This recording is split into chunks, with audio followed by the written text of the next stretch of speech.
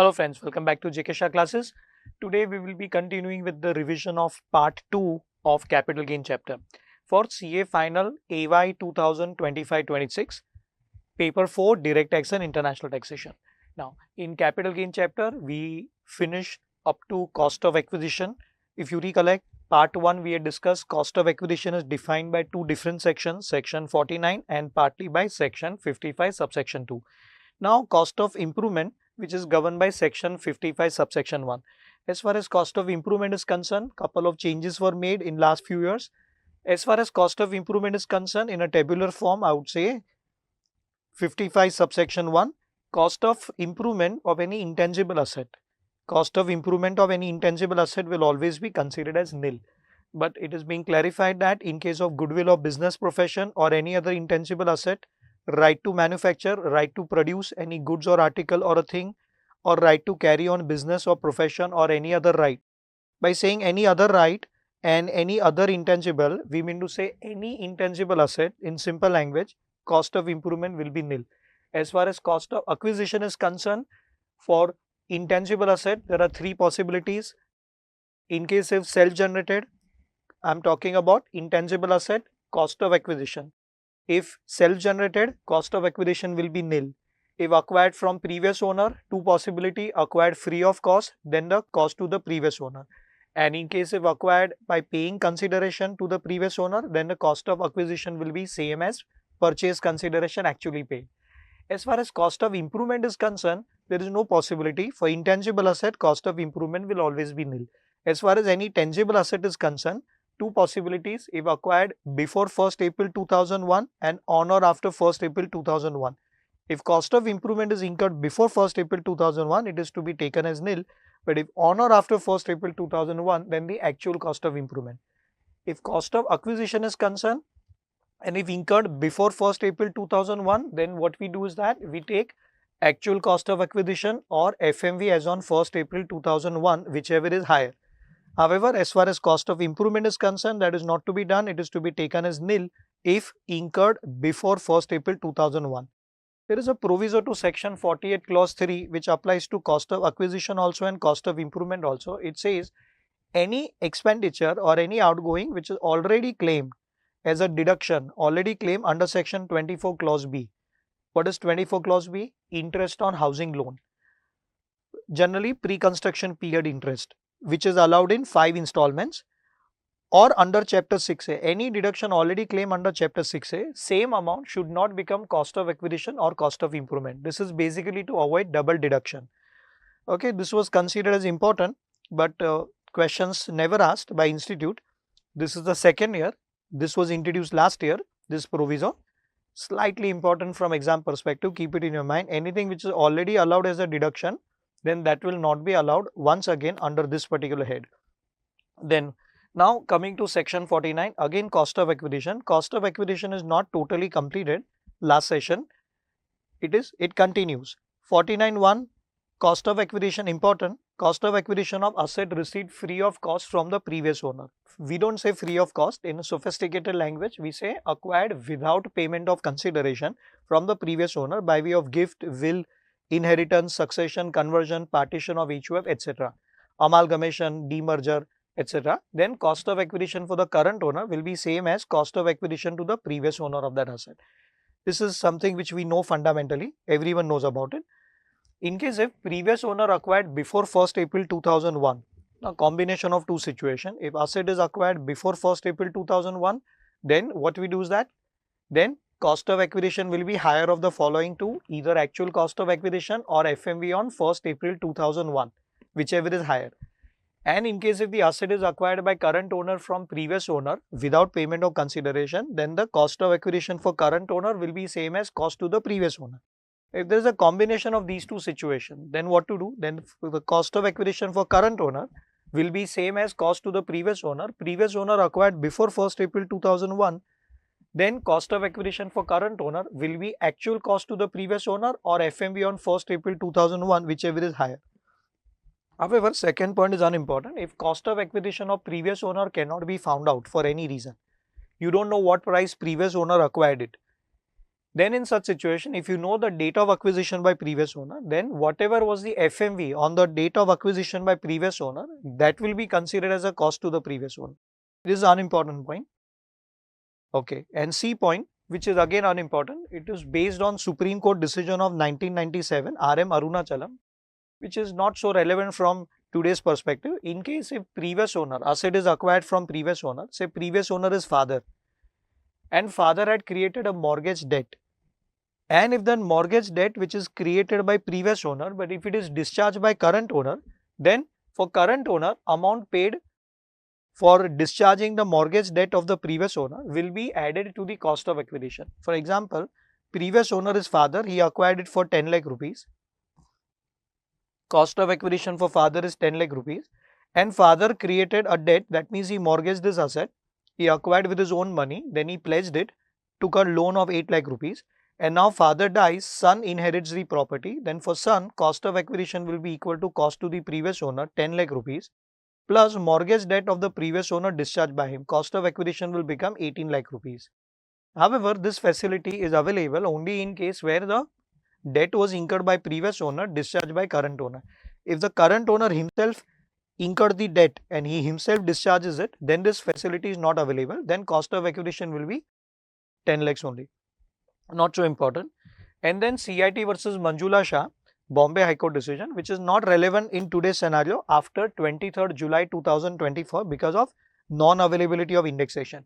It says when indexation was allowable, at that time what used to happen is previous owner acquired the asset in, let's say, 2007-2008 and current owner for, let's say, 10 lakh rupees. Current owner became the owner upon death of the previous owner.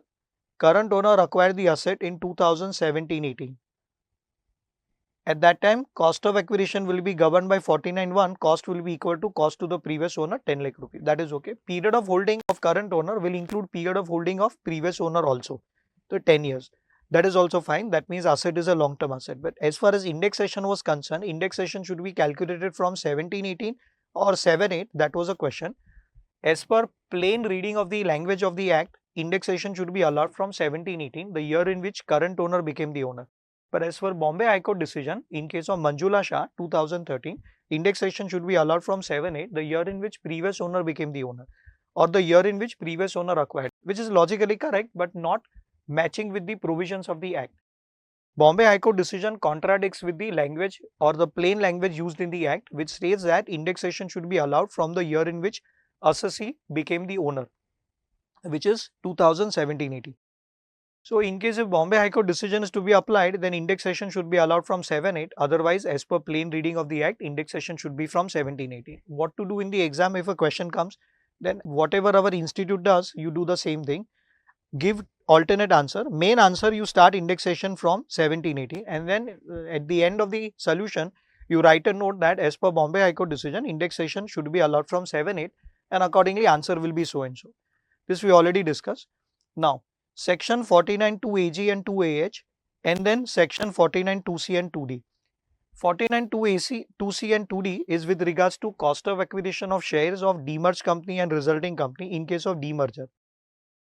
If assessee acquires shares of demerged company, let's start with demerger and then we will move on to 49 2AG and 2AH with regards to segregation of portfolio of mutual fund. What is segregation of portfolio? That is, the provisions are exactly same as whatever are the provisions for demerger. So let's first understand demerger, something which you are very much acquainted with. ABC Limited is a company which is demerged company which is getting into demerger.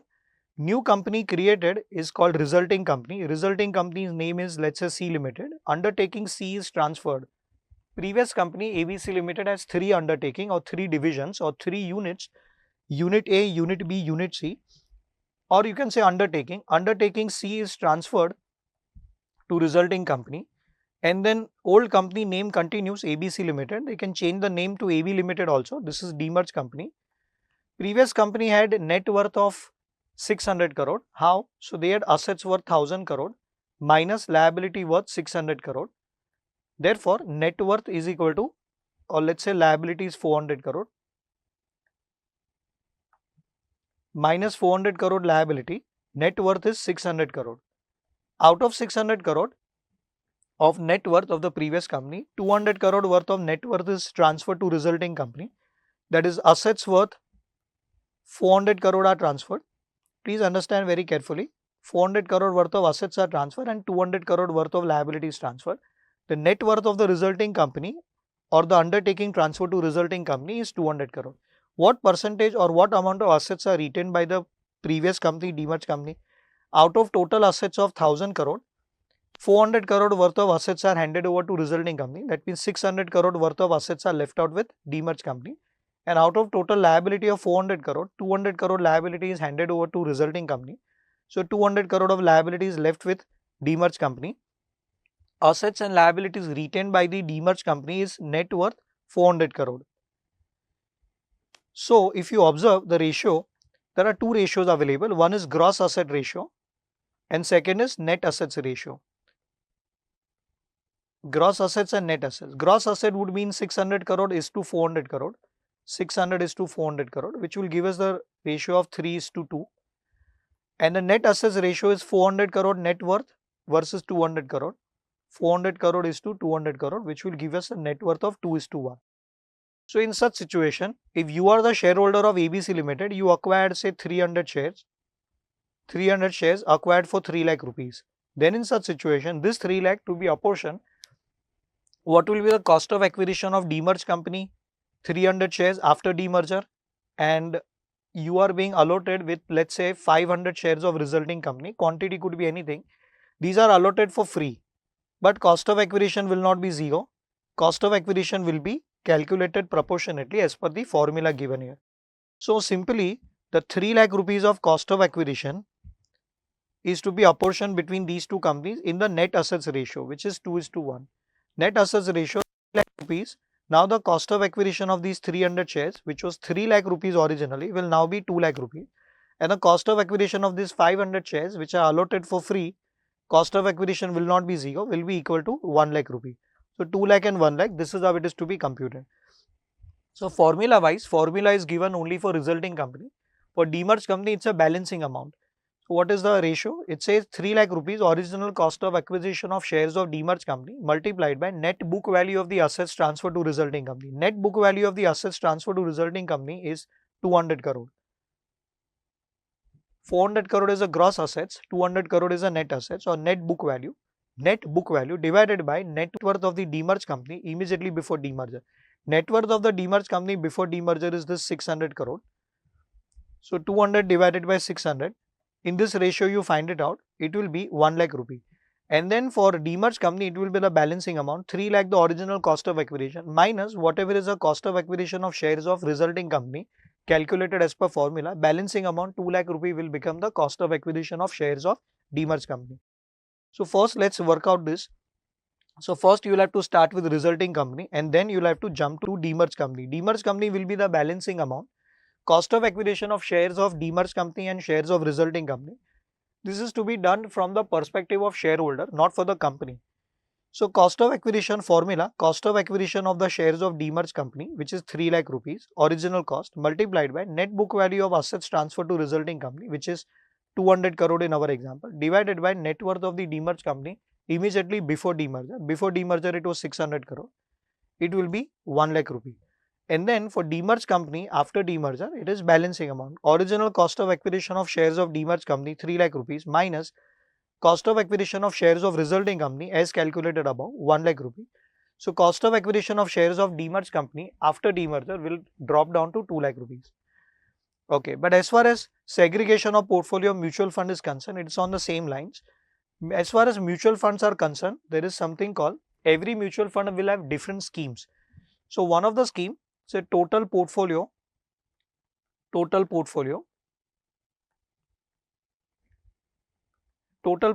is worth 1000 crore.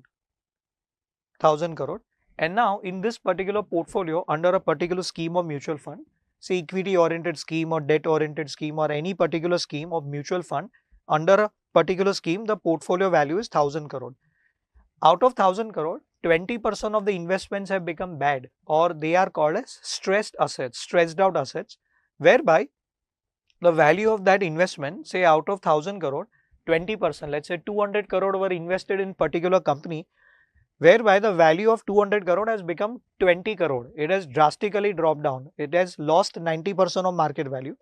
Because of that, bad assets which are worth 20% of the total portfolio, it should not so happen that the value of entire portfolio or the net assets value NAV of the entire portfolio gets impacted. Therefore, SEBI came out with some scheme whereby mutual funds are allowed to segregate their portfolio into two parts. Segregation is just a word used which is nothing but demerger, whereby just like demerged company, there will be something called main portfolio,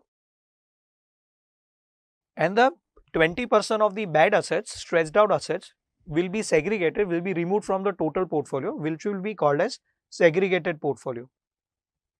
It's just that the name is given, segregated portfolio. Say segregated portfolio, 200 crore worth of book value of assets are transferred to segregated portfolio, where the market value has dropped down to 20 crore and main portfolio value remains 800 crore. So in what ratio assets are bifurcated? 8:2. Same will be the cost of acquisition of units. Suppose you are Mr. X and you are holding 1000 units of this old portfolio, main portfolio or total portfolio.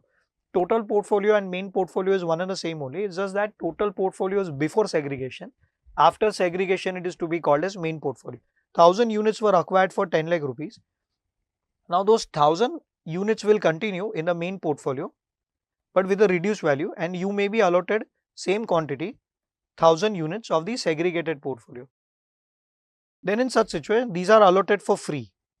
These are allotted for free.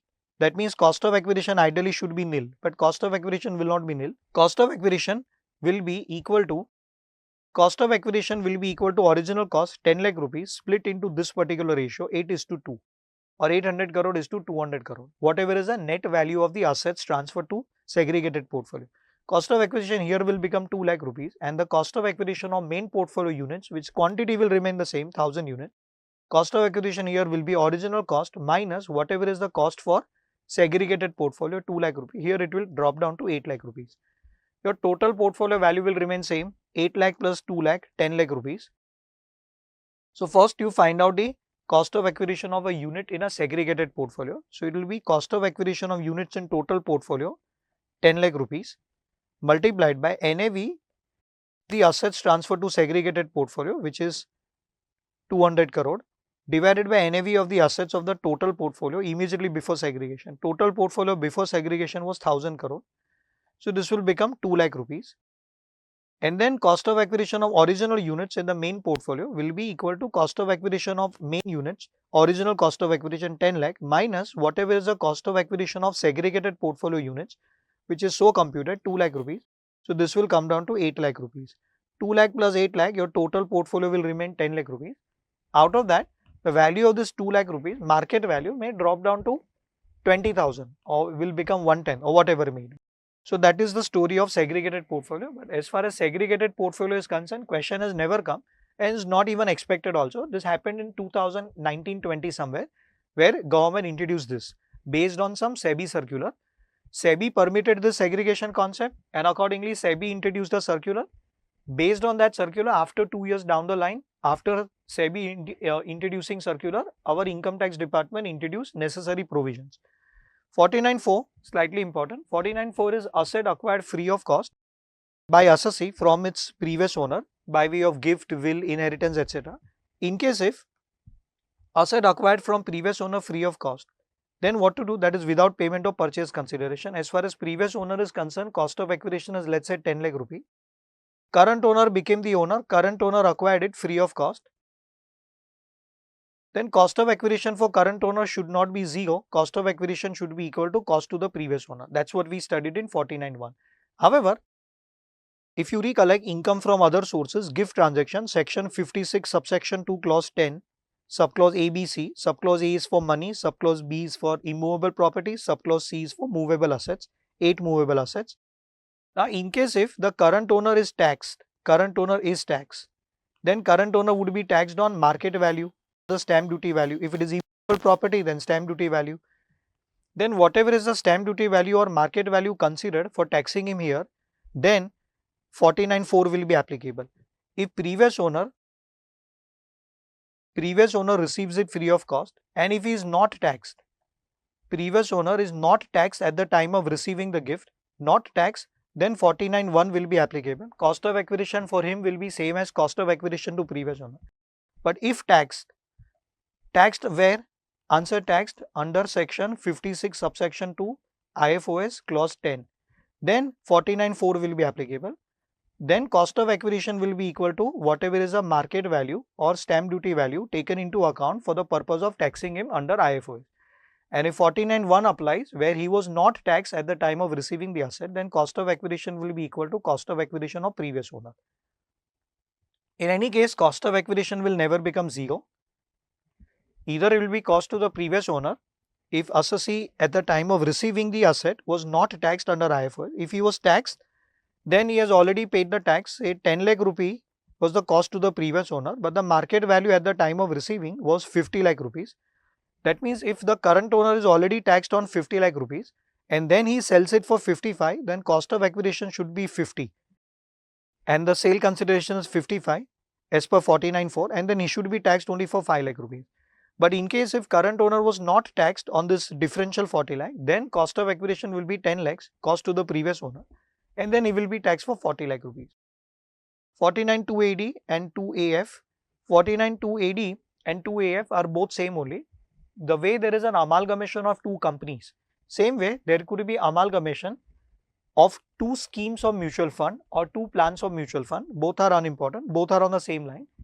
As per 49(2)AD, there is an amalgamation. Here the amalgamation is to be called as consolidation, which is nothing but merger or amalgamation. Consolidation of two schemes of mutual funds, and 49(2)F is consolidation of two plans of mutual fund. Both are on the same lines. Then if two plans merge, assessee is holding units of plan 1 or let's say plan A. Assessee acquired the units, 1000 units, let's say for 10 lakh rupees cost of acquisition. This plan A merges with plan B and mutual fund people create a new plan, plan C, or maybe they don't create plan C, plan A merges with units of plan A, or the assets of plan A merge with plan B, or assets of scheme A merge with assets of scheme B. In such situation, cost of acquisition, now these units will stand cancelled. 1000 units of plan A, they are cancelled. Assessee is allotted new units of the consolidated plan or amalgamated plan. Let's say same units or maybe different quantity, 800 units. Cost of acquisition of these 800 units which are allotted for free will not be zero, but cost of acquisition will be equal to whatever is the cost of acquisition of units of consolidating plan or units of consolidating scheme. Same as the cost of acquisition of units of consolidating scheme or consolidating plan. Plan and scheme both are same only, both are on the same line, both are unimportant from exam perspective. 49(6), which is unimportant now. 49(6) is cost of acquisition of land, building or both allotted under or reconstituted plot of land, building allotted under land pooling scheme of Andhra Pradesh state government. So when this Modi government formed, BJP formed a new government in the year 2014, and that time they had taken support of Andhra Pradesh state government, Naidu. He had taken support of Naidu. So in the state of Andhra Pradesh, it was decided that Andhra Pradesh will be divided into two parts. Andhra Pradesh and the new state will be created. Okay, so that new state which was created, Andhra Pradesh had the capital Hyderabad. Hyderabad was the capital of Andhra Pradesh state, but after splitting up, Andhra Pradesh fell into the constitutional territory of the new state. The old Andhra Pradesh state, a new capital city was to be developed. Accordingly, a city called Amravati, it was decided to set up Amravati as a new capital of old state Andhra Pradesh.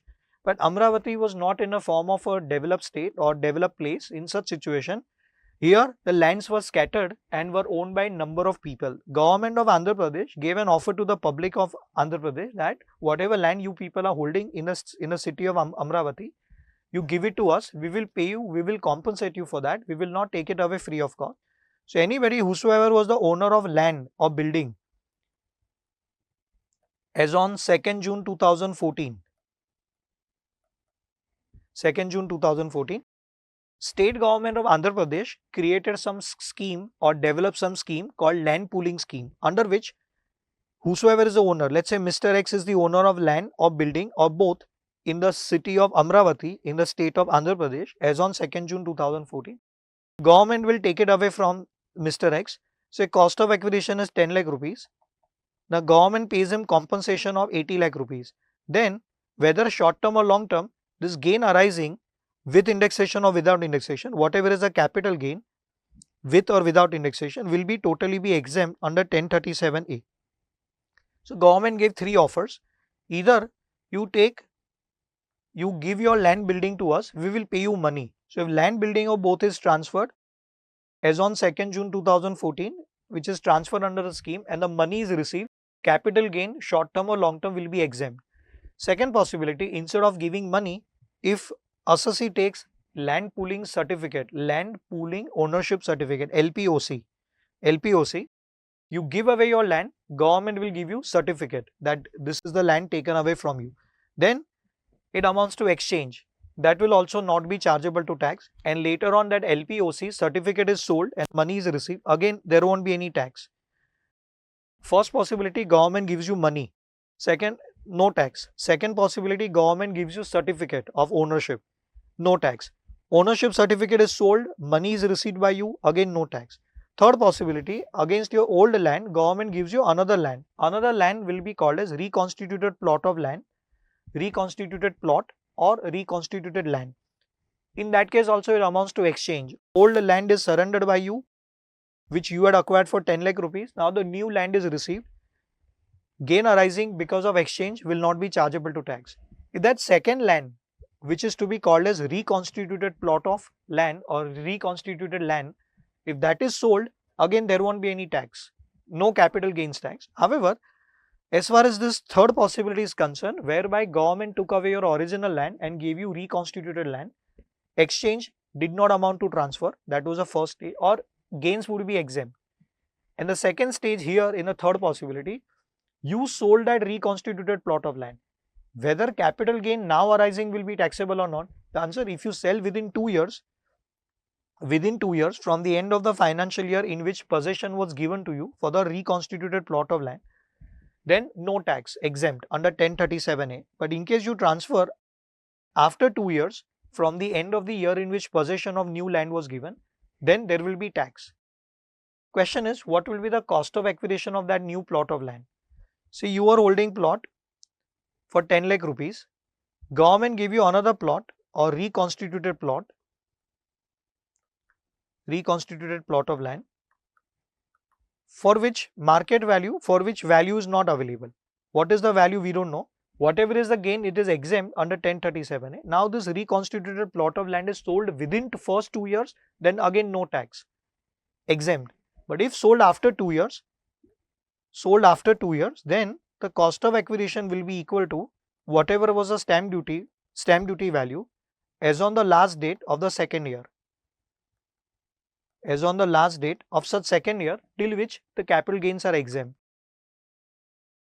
Then cost of acquisition will be equal to stamp duty value as on the last day of such second financial year, that is second financial year from the end of the year in which possession was received of this reconstituted plot of land. This is unimportant.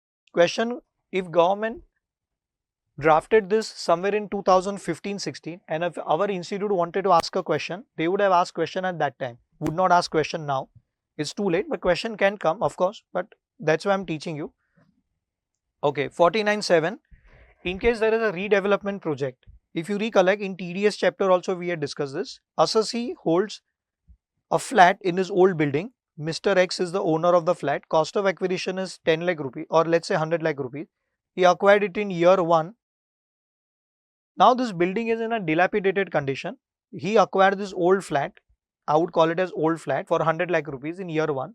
Now due to redevelopment, the whole building goes into redevelopment.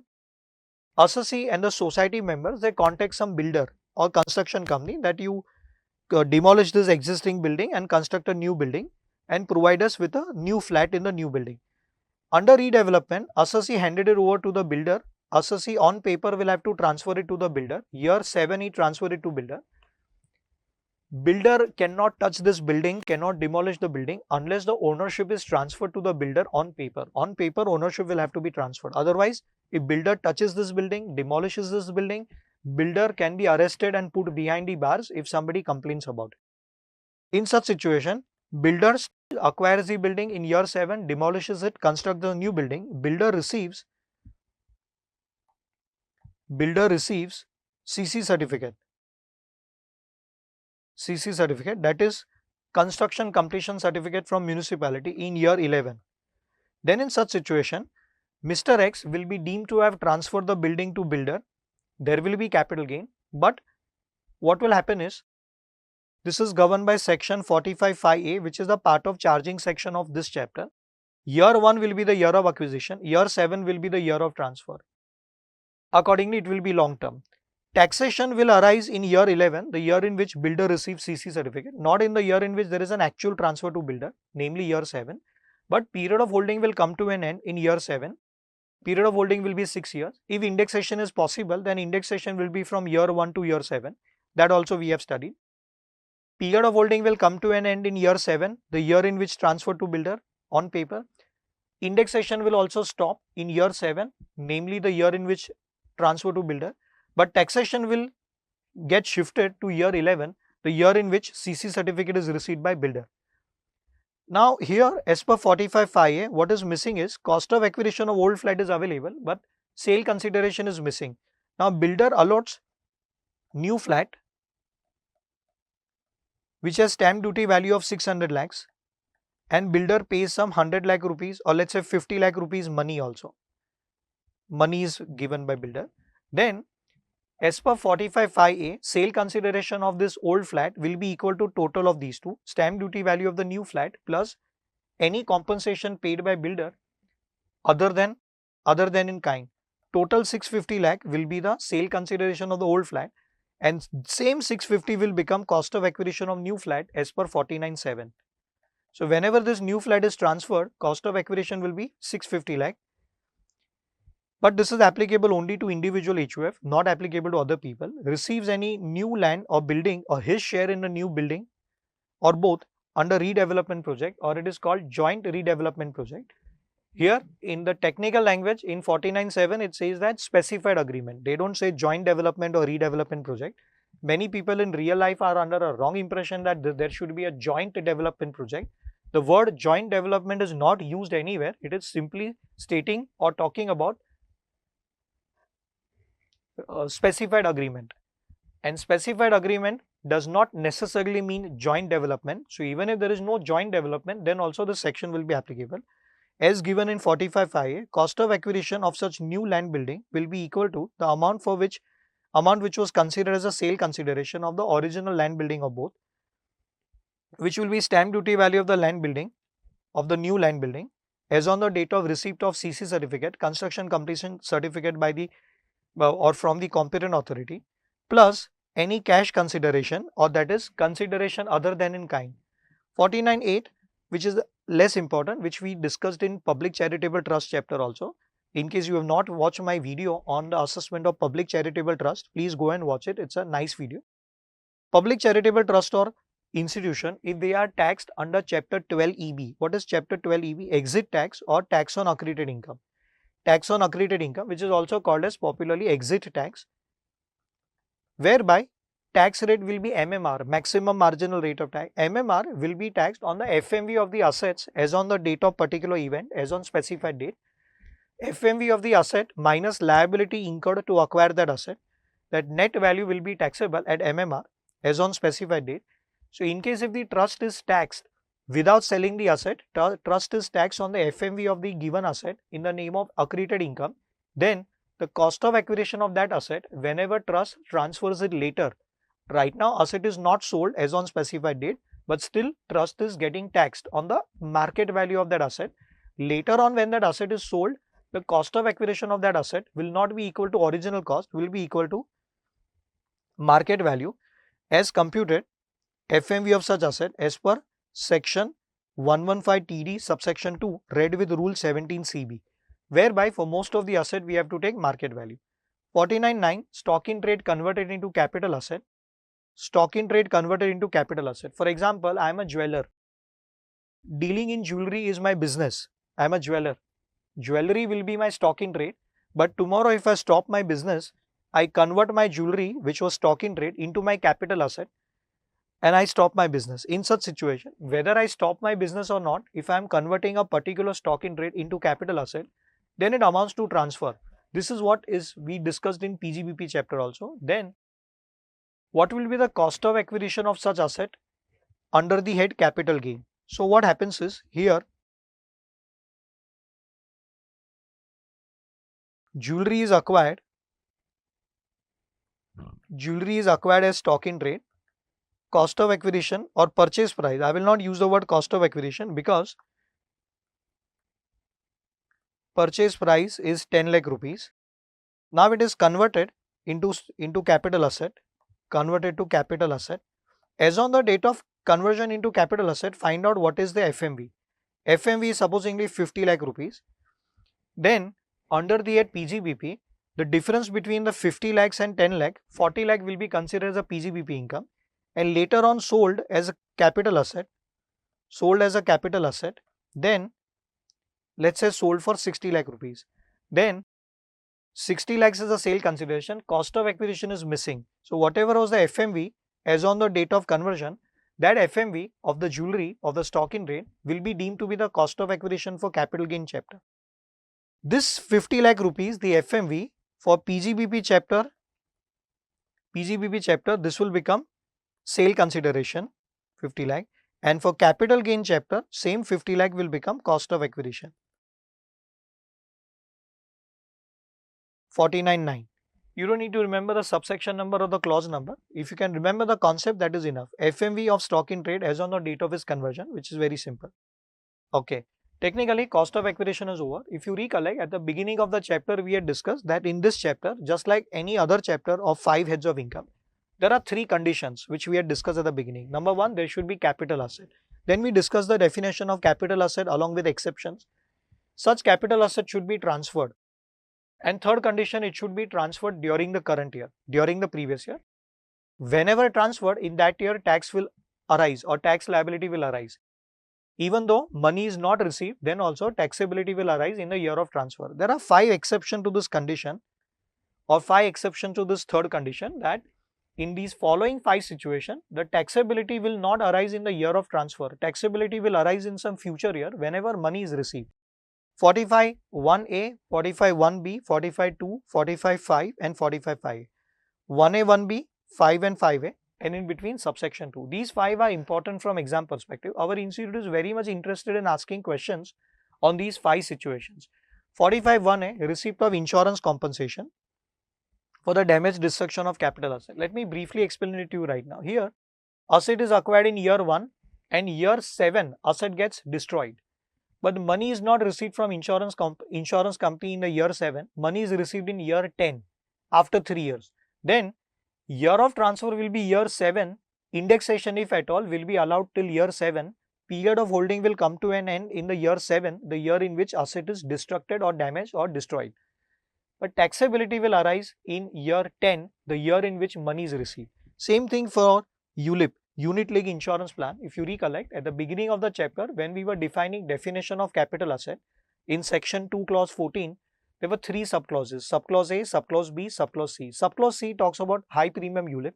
High premium ULIP will be considered as a capital asset. Here, maturity proceeds will be considered as a sale consideration, including bonus if any. Maturity proceeds of ULIP plus bonus if any combined together will be deemed to be the sale consideration of such ULIP. ULIP will be considered as a capital asset provided it's a high premium ULIP, meaning thereby it is issued on or after 1st February 21 and the annual premium exceeds 2,50,000. Therefore, it is not exempt under 1010D, which generally normally life insurance policy maturity proceeds should be exempt under 1010D. But if it is a high premium ULIP issued on or after 1st February 21, then exemption is not available except in case of death of the policyholder. We know about it. Which head will it be taxable if taxable?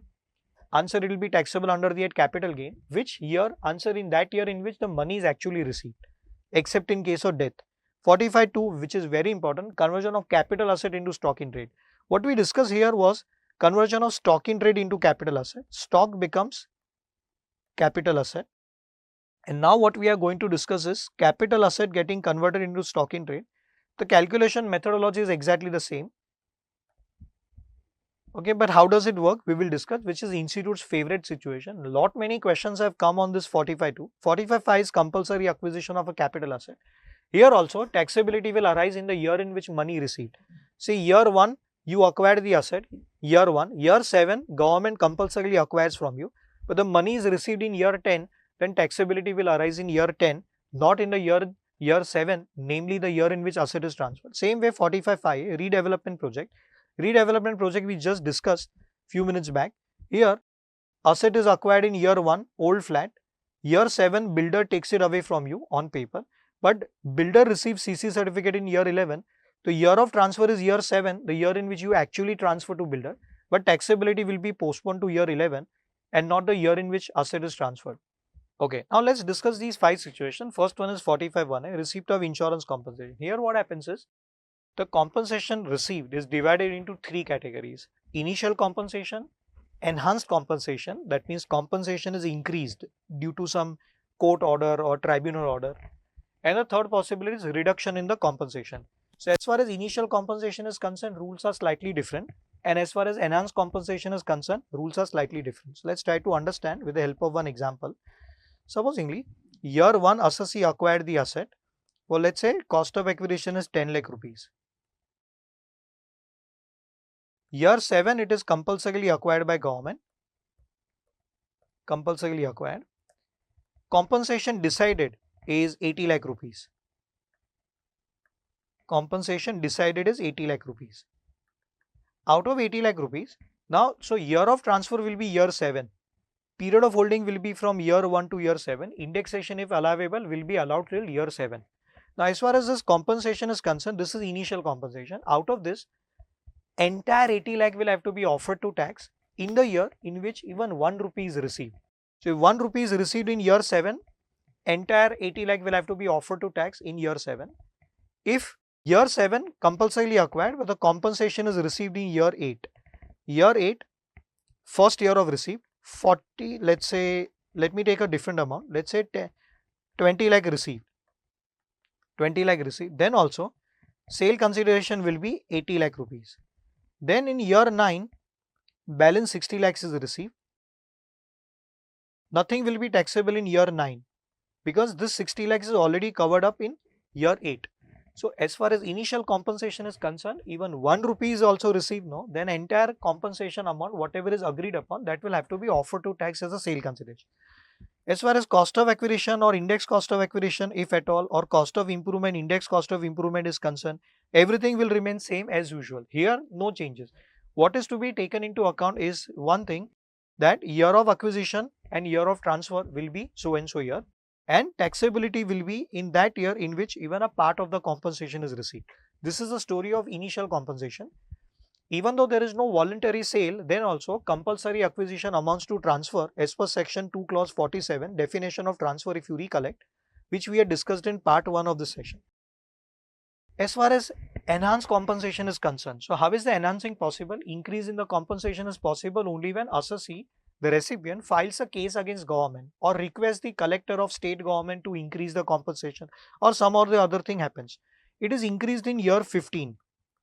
Year 15 it is decided to increase it, but increased compensation is not received. Enhanced compensation it is called as, it is not received in year 15. It is enhanced to 120 lakh rupees. That means increased by 40 lakh rupees, 40 lakhs extra. But if nothing is received in year 15, nothing will be taxable. Out of this 40 lakh rupees decided in year 15, agreed upon in year 15, or as per High Court decision of year 15, out of that some amount is received in year 16, 20 lakh is received in year 16. Balance is received in year 17, 10 lakhs received, year 18, another 10 lakhs received. Then in that case, had it been initial compensation, entire 40 lakhs would have had to be offered in the year 1 itself. However, year 1 as in the year in which asset is transferred. However, here, as far as enhanced compensation is concerned, only that much will be offered to tax as much as actually received. So year 16, sale consideration will be 20 lakhs, year 17, sale consideration will be 10 lakhs, and year 18 also sale consideration will be 10 lakhs. Whatever is received, whenever received, that much only will be offered to tax in the year of receipt. This is the rule for enhanced compensation and different than initial compensation. For initial compensation, 1 rupee is also received. Entire 80 lakhs will have to be offered to tax in that year. Okay. Here, cost of acquisition, index cost of acquisition will always be nil because it is already allowed from the initial compensation. Now nothing will be allowed. The only thing which is allowable against this enhanced compensation is a litigation expenditure. Understand very clearly.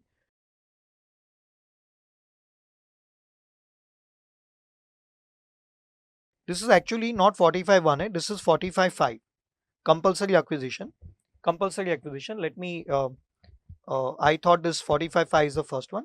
So let me discuss about this. Compulsory acquisition by government. Compulsory acquisition amounts to transfer as per section 2 clause 47. Compulsory acquisition means either a situation where asset is forcibly acquired or compulsorily taken away from the assessee forcibly, or a situation where there is no element of forcibility but amount of compensation is determined by government, central government or RBI, not by state government, central government or RBI. If voluntary sale, then 45(1) will apply, where the calculation methodology is very straightforward. If it is compulsory acquisition, then only 45(5) will apply. Period of holding will come to an end in the year in which it is forcibly acquired by government or taken away by government. Indexation will be allowed till the year of transfer. Sale consideration will be computed in a normal way. Whatever compensation is decided to be awarded for the purpose of compulsory acquisition. Three possibility: initial compensation, enhanced compensation and reduction in compensation. Initial compensation will be offered to tax entirely in the year in which even 1 rupee is also received. That is, part of the compensation is received by assessee in that year. But enhanced compensation story is different.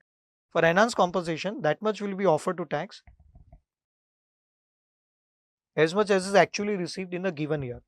Full value of consideration will be equal to whatever is received, but cost of acquisition, index cost of acquisition, cost of improvement, index cost of improvement will be zero, will be nil, because it is already considered against the initial compensation.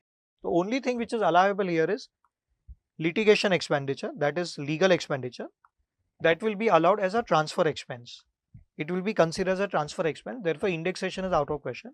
This is the only thing allowable. On this, questions have already come twice. Question can come now also. And there is a clarification that if the enhanced compensation is received, it is taxable in the year of receipt.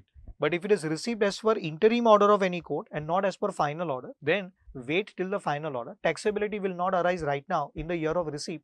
Taxability will then be postponed to the year in which there is a final order of the court receipt. The status of long term, short term will not change, will remain same. Acquired in year 1, compulsorily acquired by government, let's say in year 2.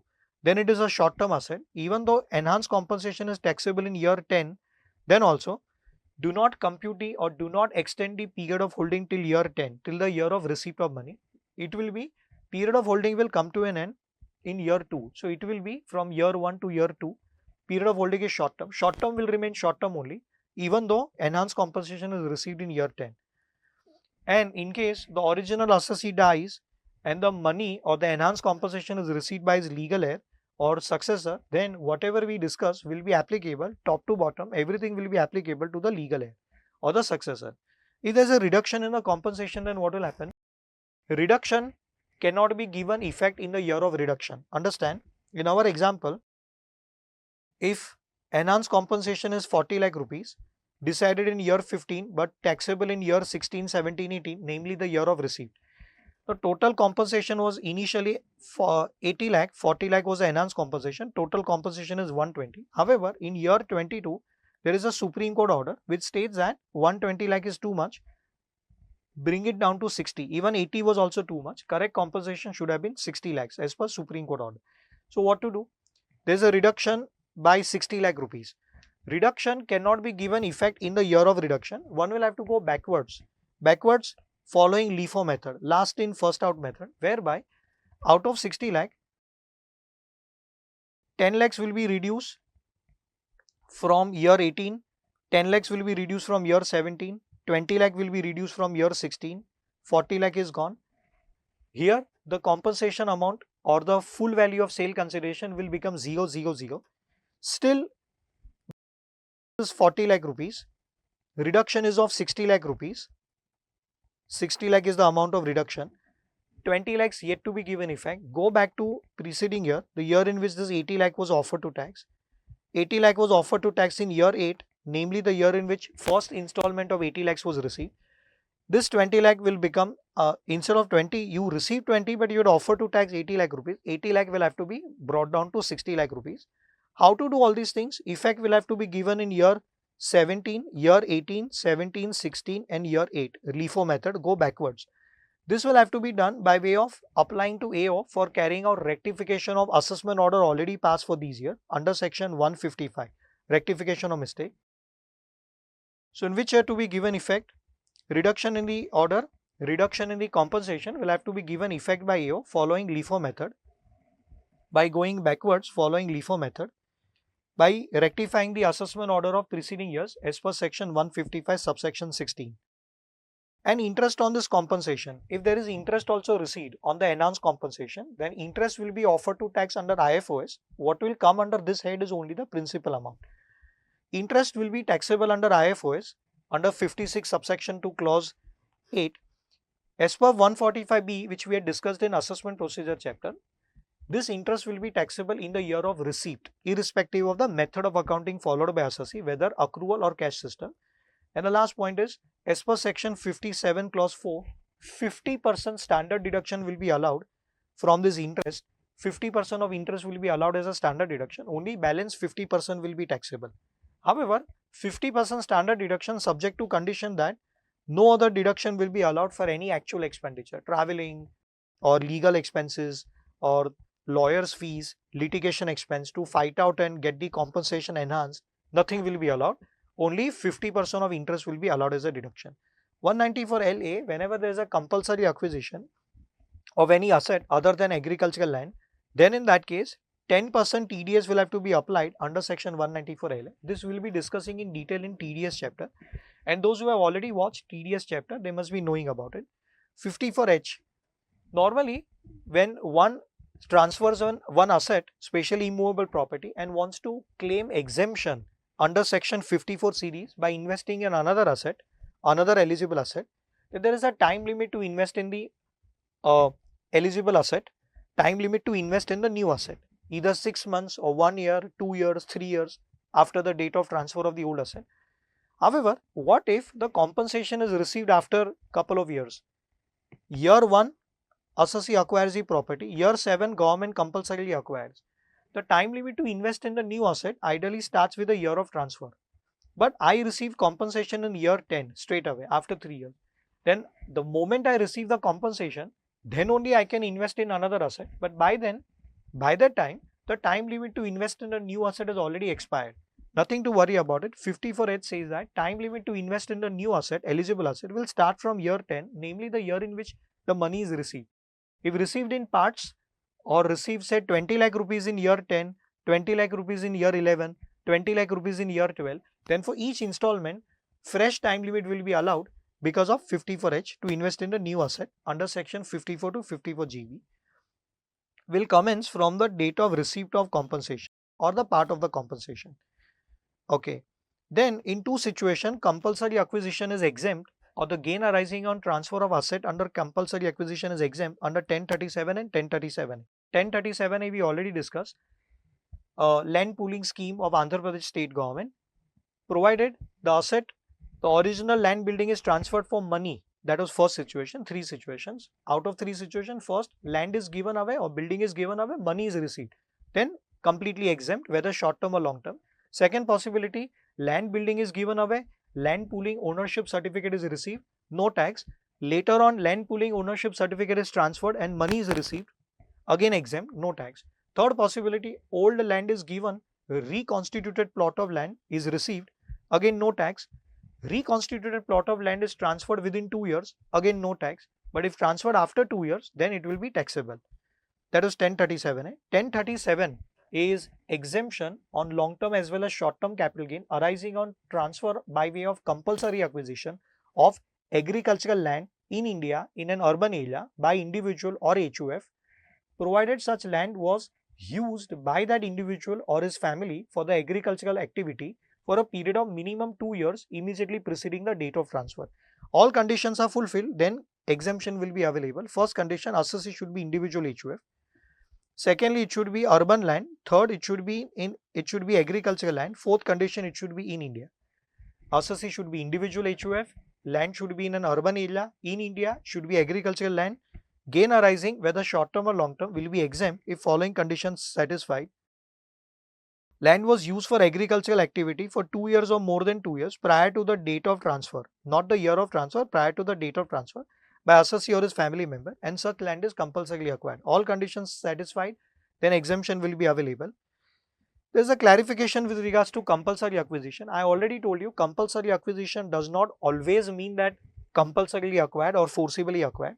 It has two meanings. One meaning, which is a standard dictionary meaning, compulsorily acquired means a situation where forcibly taken away from assessee.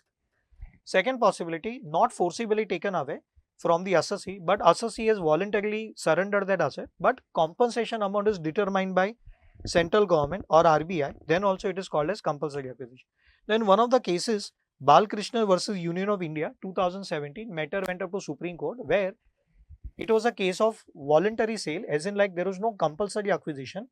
Assessee voluntarily offered to government that you are interested in and take away my property also. Government decided the compensation, but assessee bargained and got it negotiated. Assessee worked out some other compensation which was agreed by government, that is collector of state government on behalf of government. Then in such situation, AO refused to give this exemption under 1037, holding that even though all conditions were satisfied, AO was of the opinion that the compensation amount is not determined by government or RBI. Compensation is negotiated and worked out by assessee. Therefore, it cannot be called as a situation of compensation determined by government, because compensation is negotiated. Supreme Court said that characteristics will not change. It is still called as compulsory acquisition. It cannot become from compulsory acquisition, it cannot become voluntary sale, making assessee ineligible to claim exemption just because compensation amount is negotiated and new amount is worked out. 1037A we are already done with, and we are done with 49.6 also, that in case of Andhra Pradesh, Amravati, the new capital city land pooling scheme of Andhra Pradesh government 2015, the value of the new reconstituted plot of land, if sold after 2 years, then will be equal to whatever was the stamp duty value as on the last day of such second year. That we are already done with. Okay, now coming back. So this 45.5A is done. 45.5, sorry. 45.5. Now let me take you back to 45.1 and 45.1B. 45.1A is for receipt of insurance compensation for damage, destruction of the capital asset. Here, the capital asset belonging to assessee, whether depreciable or non-depreciable, whether long term or a short term, is destructed or damaged due to any of the followings. It's an exclusive list. Government does not say etc. If the asset is damaged or destructed due to flood, typhoon, hurricane, cyclone, earthquake, any other natural calamity or any natural convulsion or riot or civil disturbance or accidental fire or accidental explosion or action by enemy or action taken in fighting with enemy, combating with enemy, whether with or without declaration of war. Loss of capital asset by theft is not covered. This is something question has never come, but if the asset is lost by theft and the insurance compensation is received, then taxability machinery would fail ideally, because there is no clarification with regards to this. This list is given here. The list which is given here is an exhaustive list, that if asset is damaged or destructed because of these items, then only it will amount to transfer. However, let me warn you, it's clearly given. Understand the title. Look at the title of 45.1A. It says two parts there are in the title: receipt of insurance compensation due to damage, destruction of capital asset. So only damage, destruction is not enough. Asset is damaged on its own does not amount to transfer. It amounts to transfer only and only when there is insurance compensation receipt. So if the asset was not insured, I purchase asset worth 10 lakh rupees and that is lost by fire, entire 10 lakh becomes zero. I will not be allowed to claim that loss because I have not received any insurance compensation. Insurance compensation is received, then only it amounts to transfer. Compensation from insurance company may be in cash or in kind. If it is in cash, well and good. Cash means money received. And if it is in kind, which is also a very regular possibility, nothing unusual. If it is in kind, then the FMV of the thing received in kind will be considered as a full value of sale consideration. And if both the things are received, money also and some asset also, then the FMV of the asset plus value of money is not required to be valued, plus the amount of money combined together will become your sale consideration. Period of holding will come to an end on the date of transfer, that is date of damage or destruction. Indexation, if at all, will be allowed till the date of damage, destruction, that is till the date of transfer. Year of taxability, however, will be shifted to the year from year of transfer, ideally capital gain should be taxable in the year of transfer, but here taxability will be arising in that year in which compensation is received from insurance company. Then I've given some example that acquired in year 1, got destructed, damaged in year 10. The year of transfer is year 10. Indexation, if at all, will be allowed till year 10 if allowable. But taxability will arise in year 12, the year, namely the year in which insurance compensation is received. Then I have clarified, damage destruction of capital asset by itself does not amount to transfer. It amounts to transfer only and only when there is a receipt of insurance compensation. Accordingly, there would not be any capital loss allowed as a deduction or set off to the assessee in case there is no insurance compensation received, whether asset was insured or not insured. If insured but insurance company refuses to grant insurance compensation, then also taxability will fail. Insurance compensation for damage destruction is of any depreciable asset, then the compensation received from insurance company will have to be reduced from the WDV of the block as per section 50/50A. 45(1)(b) important from exam perspective, high premium ULIP.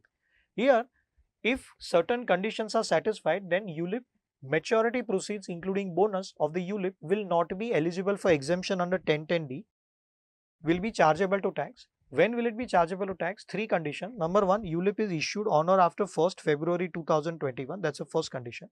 Second condition, the annual premium exceeds 2,50,000. And third condition, policyholder does not die. Policy matures not because of death. If there is a death, then exemption will continue irrespective of anything else. 3 conditions are satisfied. Taxability will be in the year of receipt of insurance compensation. Not compensation but maturity proceeds including bonus. To be calculated in a prescribed manner. How to calculate, that is described by CBDT circular, where CBDT simply said whatever is received minus whatever premiums were paid. So let's say every year premium should be more than 2.5 lakh rupee per annum. This was introduced by Finance Act 2021. Prior to that, it was taxable under IFOS. Now it will be taxable under capital gain chapter. Say insurance premium paid is 3 lakh rupees per annum. It is paid for 10 years. So 3 lakh per annum into 10 years. All conditions are satisfied. Then 30 lakhs is paid by now. And the maturity proceeds are including bonus 45 lakhs. So 45 lakhs minus whatever is paid, 30 lakhs. Differential 15 lakh will be chargeable to tax. Long term, short term, depending upon period of holding. Here, there is a clarification that in case the insurance company from which you took out ULIP, whatever premiums that you have paid, if that insurance company or the mutual fund from where ULIP was taken out, if that insurance company under that scheme under which ULIP is allotted to you, they invest more than 65% of the investable funds in listed company equity shares listed on a recognized stock exchange, then benefit of section 112A lower tax rate and 111A in case of short term will be allowable. Here long term capital is taxable earlier exceeding 1,25,000. Earlier it was taxable at 10% rate. Now it will be taxable at 12.5% rate if transferred on or after 23rd July 2020. Same thing for short term capital gain. When will this happen? When more than 65% of the funds available with the investment company, that is funds available with a mutual fund or insurance company, more than 65% they invest in equity shares of listed companies, domestic company, listed on a recognized stock exchange, then ULIP will be considered as units of equity oriented fund, and the benefits of 112A for long term or the benefit of 111A section for short term will be available, whereby short term capital gain earlier were taxable at 15%, now taxable at 20% if transferred on or after 23rd July 2024. You know about it. Now the next is section 45 subsection 2, conversion of a capital asset into stock in trade. Earlier what we discussed was conversion of stock in trade into capital asset. Now capital asset is getting converted into stock in trade. In such situation, find out the FMV as on the date of conversion. How the things will be worked out. Suppose any 1 kilogram gold is acquired as capital asset on 1st January 2022 for rupees 20 lakhs. Later on, when it is converted into stock in trade and then sold as a stock in trade. So two different heads of income become involved. One is capital gain, because when the asset was acquired, it was capital asset. And second head of income will be PGBP, because when it is sold as a stock in trade, resulting into PGBP income. Find out the value as on the date of conversion, FMV as on the date of conversion, let's say it is 25 lakh. Then 20 lakh is the cost of acquisition, 25 lakh is a market value. So under the head capital gain, it will be deemed to have been sold for 25 lakh, resulting into 5 lakhs of capital gain. Assuming indexation is not allowed. If indexation is allowable and it is long term and indexation is allowable, then find out index cost and then capital gain will be less than 5 lakhs. And same 25 lakh becomes purchase price under the PGBP. When it is later on sold as stock in trade for 27 lakhs, then that 2 lakh rupee will be considered as PGBP income. So 25 lakh, the FMV as on the date of conversion will be deemed to be sale consideration under the head or the selling price under capital gain head, and same becomes purchase price under the head PGBP. Rest all will remain same. That's it. This 2 lakh rupees of PGBP income will also be chargeable to tax, but will be chargeable to tax at a later stage. So government simply says ultimately acquired for 20 lakhs, ultimately sold for 27 lakhs. So 20 lakh becoming 27, pay tax on 7 lakh rupees. 7 lakh is your profit on which government wants tax. 5 lakhs under the head capital gain, 2 lakh under the head PGBP. This is how government wants to work it out. Period of holding will start from the year of acquisition, date of acquisition, will come to an end on the date of conversion. In this example, period of holding is exactly 2 years. Indexation, if at all, will be allowed till this particular date. Later on, there can be some PGBP income also. That PGBP income will be chargeable to tax under the head PGBP, 2 lakh rupees in our example. However, if stock in trade, after converting it into stock in trade, if it is not entirely transferred, it is transferred in bits and pieces. Say 10% of stock in trade is transferred. Year 1 it was acquired. Year 10 it is converted into stock in trade. Capital gain you compute in year 10. But taxability will arise later on in the year when it is transferred. Year 12, 20% stock is transferred, and year 13, balance 80% stock is transferred. Then in these 2 years, there will be some PGBP income also. But apart from that, the capital gain which is so computed in year 10, 5 lakh rupees or whatever is the amount, will not entirely be taxable in year 12. Nothing will be taxable in year 10. It will be taxable in year 12 and year 13. But how much? 20% and 80% respectively of the total capital gain computed. That was 45.2. I have covered everything here only. 45.5 we are done with. 45.5a also we are done with. 45.5a we are indirectly done with. That is applicable in case of, if you recollect, we discussed sometimes back only.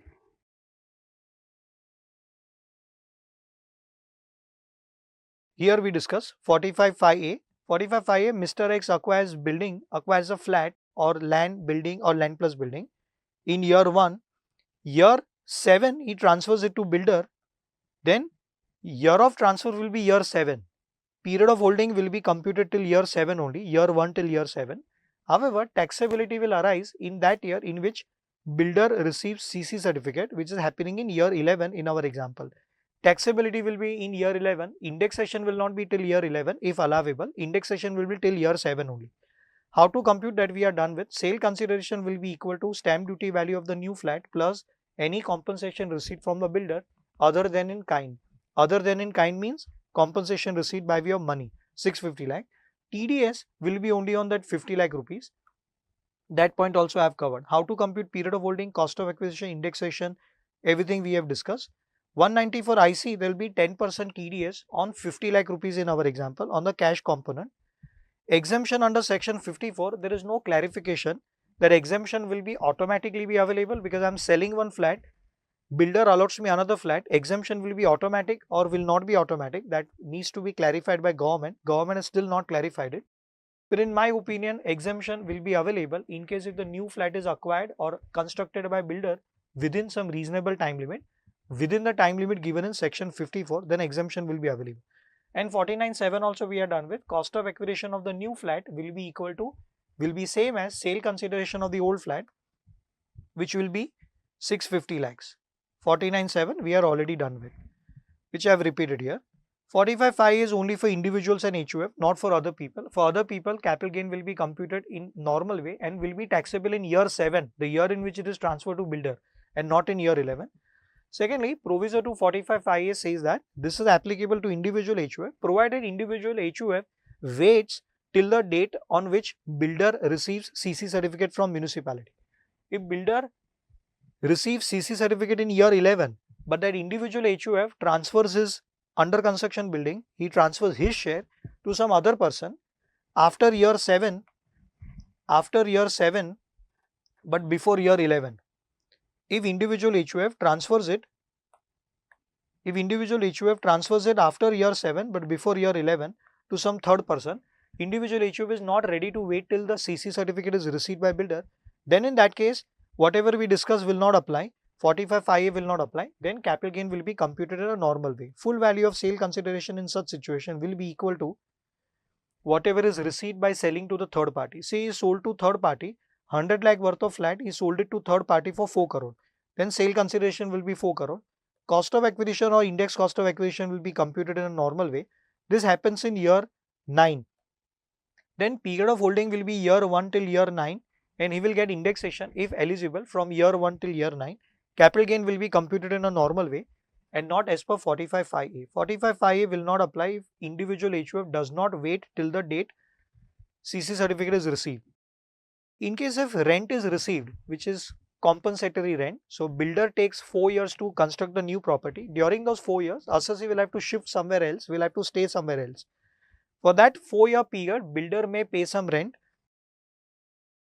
Okay, then in such situation, if some rent is received, which is called displacement compensation, then we have Jitendra Kumar Soneja versus ITO, Mumbai ITO decision. We don't have any High Court, Supreme Court decision. It says that will not be taxable to the extent of rent paid by assessee for alternate accommodation. So if builder pays me 50,000 per month, but I arrange for alternate accommodation by paying a rent of 35,000 per month, then 50,000 received, 35,000 outgoing, 15,000 differential amount will be taxable under other sources. 49.4 we are already done with. 49.4 says that asset is received without consideration. If assessee is taxed, recipient is taxed. Generally under the IFOS, recipient will not be taxed if there are some exceptions. If received by way of gift, by way of will, on the occasion of death of the previous owner, or received on the occasion of marriage, etc., or received from relative, then the taxability will not arise. But if it is taxed under the IFOS, under section 56 subsection 2, clause 10 subclause B or subclause C, clause 10 subclause B is for immovable property and clause 10 subclause C is for movable property. In case he is taxed, then the cost of acquisition will be equal to stamp duty value or FMV taken into account for taxing him under 56 subsection 2 clause 10. Section 45.3 and 45.4, which are applicable along with section 9B for transaction between firm and the partner. Partner transfers to firm, 45.3 will apply.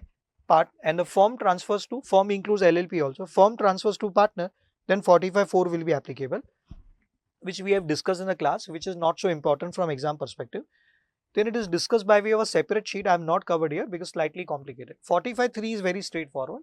45.3 says that partner transfers to firm, not by sale, not by taking money. In case partner takes money from the firm, then firm includes LLP also. Partner takes money, then 45.1 will be applicable. Charging section 45.1. But if partner transfers to the firm or the new partner as his capital contribution, then 45.3 will be applicable. Sale consideration is missing because partner is transferring to the firm free of cost. Sale consideration in such situation will be equal to whatever is the value recorded by the firm in his books of accounts, that will be deemed to be the sale consideration for the partner. And 45.4 is applicable when the situation reverses, when firm transfers to partner upon dissolution.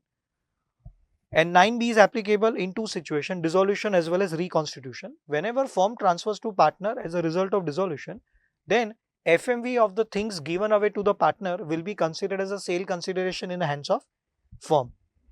45.2a. 45.2a is a nonsense provision. Questions don't come only.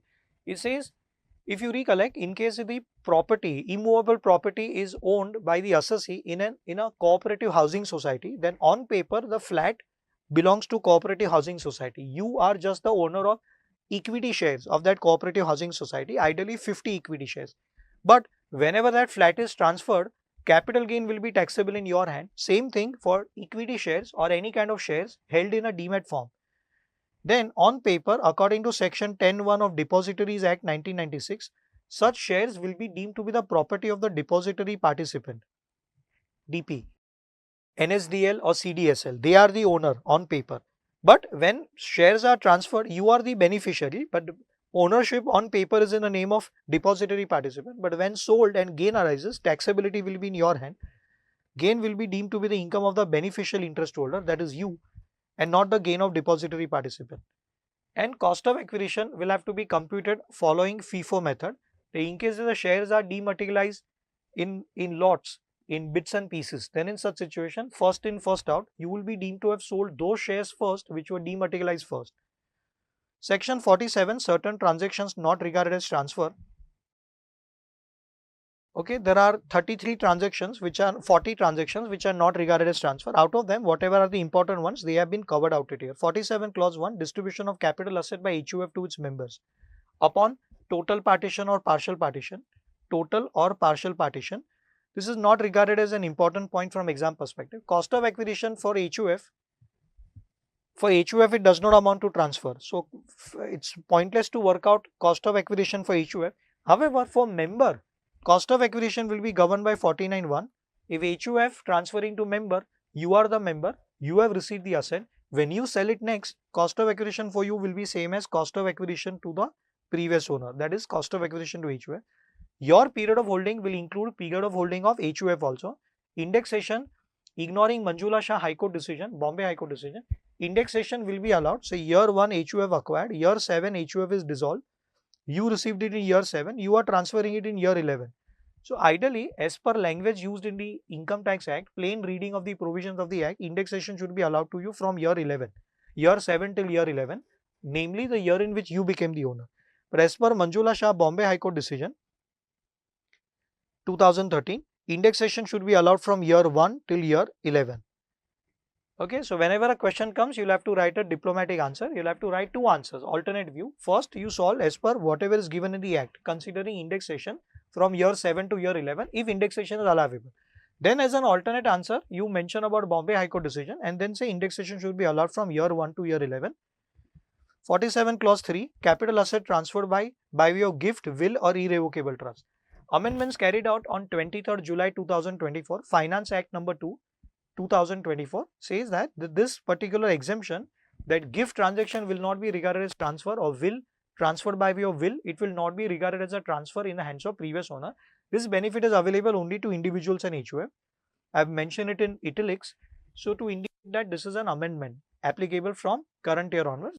If company gives a gift to its employees, etc., will not be exempted under 47 clause 3 if it is a gift of capital asset. Okay, then there is a proviso to section 47 clause 3 saying that normally asset transferred by way of gift is not regarded as transfer. The donor will not be taxed.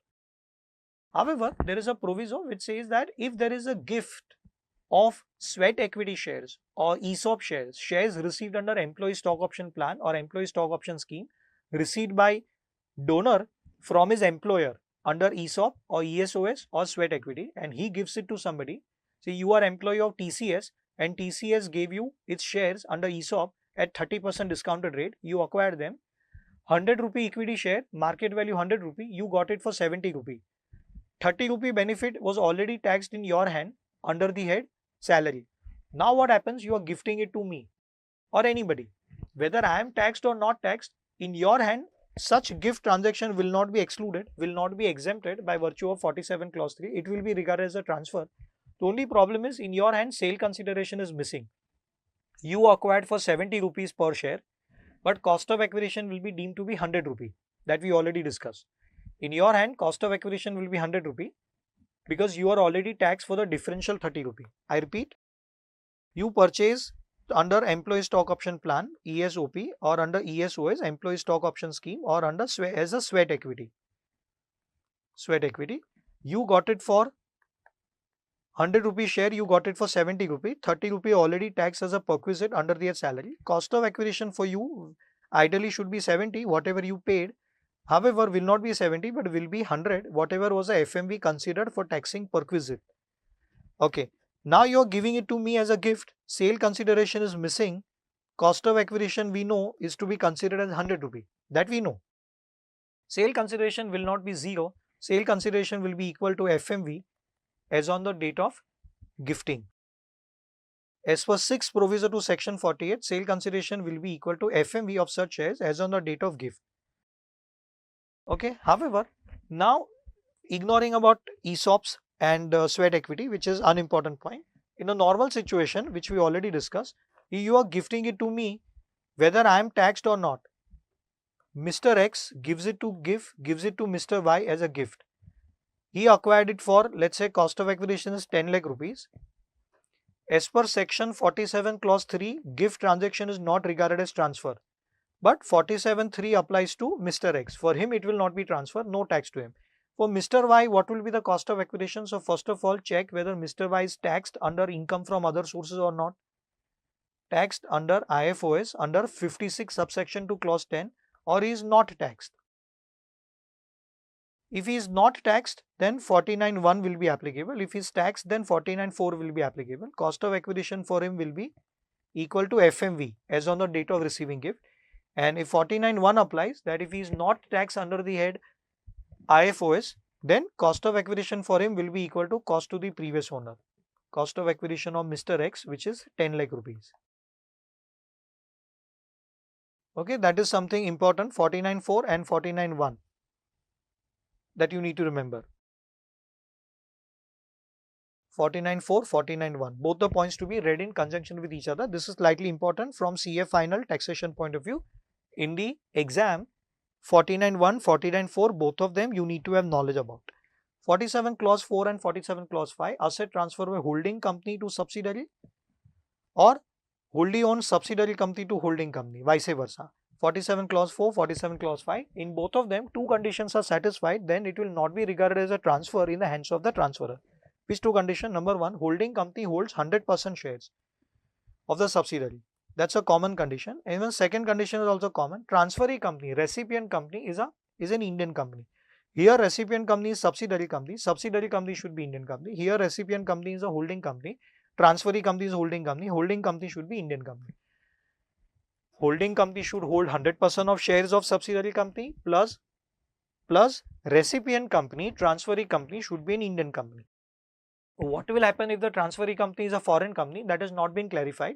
So, in real life, what we believe is that even if recipient company, transferee company is your wholly owned foreign subsidiary company, then also same rule should ideally apply. Withdrawal of exemption. So, whatever we discuss here with regards to 49.1 and 49.4, depending on whether recipient is taxed under section 56 subsection 2 or not, depending on same situation will apply for holding company transferring to subsidiary or subsidiary transferring to holding. As per, there are two conditions. Holding company should hold 100% shares plus recipient company should be Indian company. Those two conditions are there. Apart from those two conditions, as per section 47A, there are two restrictions. For the next 8 years from the date of transfer, the recipient company should not convert it into stock in trade, should not convert this given asset into stock in trade. Selling within next 8 years is allowed. Recipient company can sell it off, no problem, but cannot convert it into capital asset, cannot convert capital asset into stock in trade. If it converts or within next 8 years, second restriction is holding company should continue to hold 100% shares of subsidiary. If the holding of the holding company in the subsidiary company goes below 100% within next 8 years from the date of transfer, then exemption given earlier will be withdrawn. As per section 47A, who will be taxed? The transferor company will be taxed. Whatever exemption is given to them under section 47 clause 4 or 47 clause 5 will be withdrawn. This company acquired it in year 1, transferred it by way of free transfer or whatever in year 7. Now year 7 till year 15, 8 years, year 7 till year 15, next 8 years, recipient company shall not convert it into capital from capital asset to stock in trade. Selling is allowed, but converting it into stock in trade is not allowed for the next 8 years, and holding company should continue to hold 100% shares. Any of these two conditions are violated within next 8 years, then in the year of violation, nothing will happen.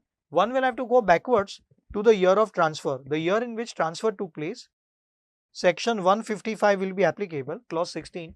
As per 155, AO will have to go backwards to year 7, the year of transfer, and whatever was exempted whatever would have been the capital gain in the hands of holding or subsidiary company, transferor company, that much will be taxed.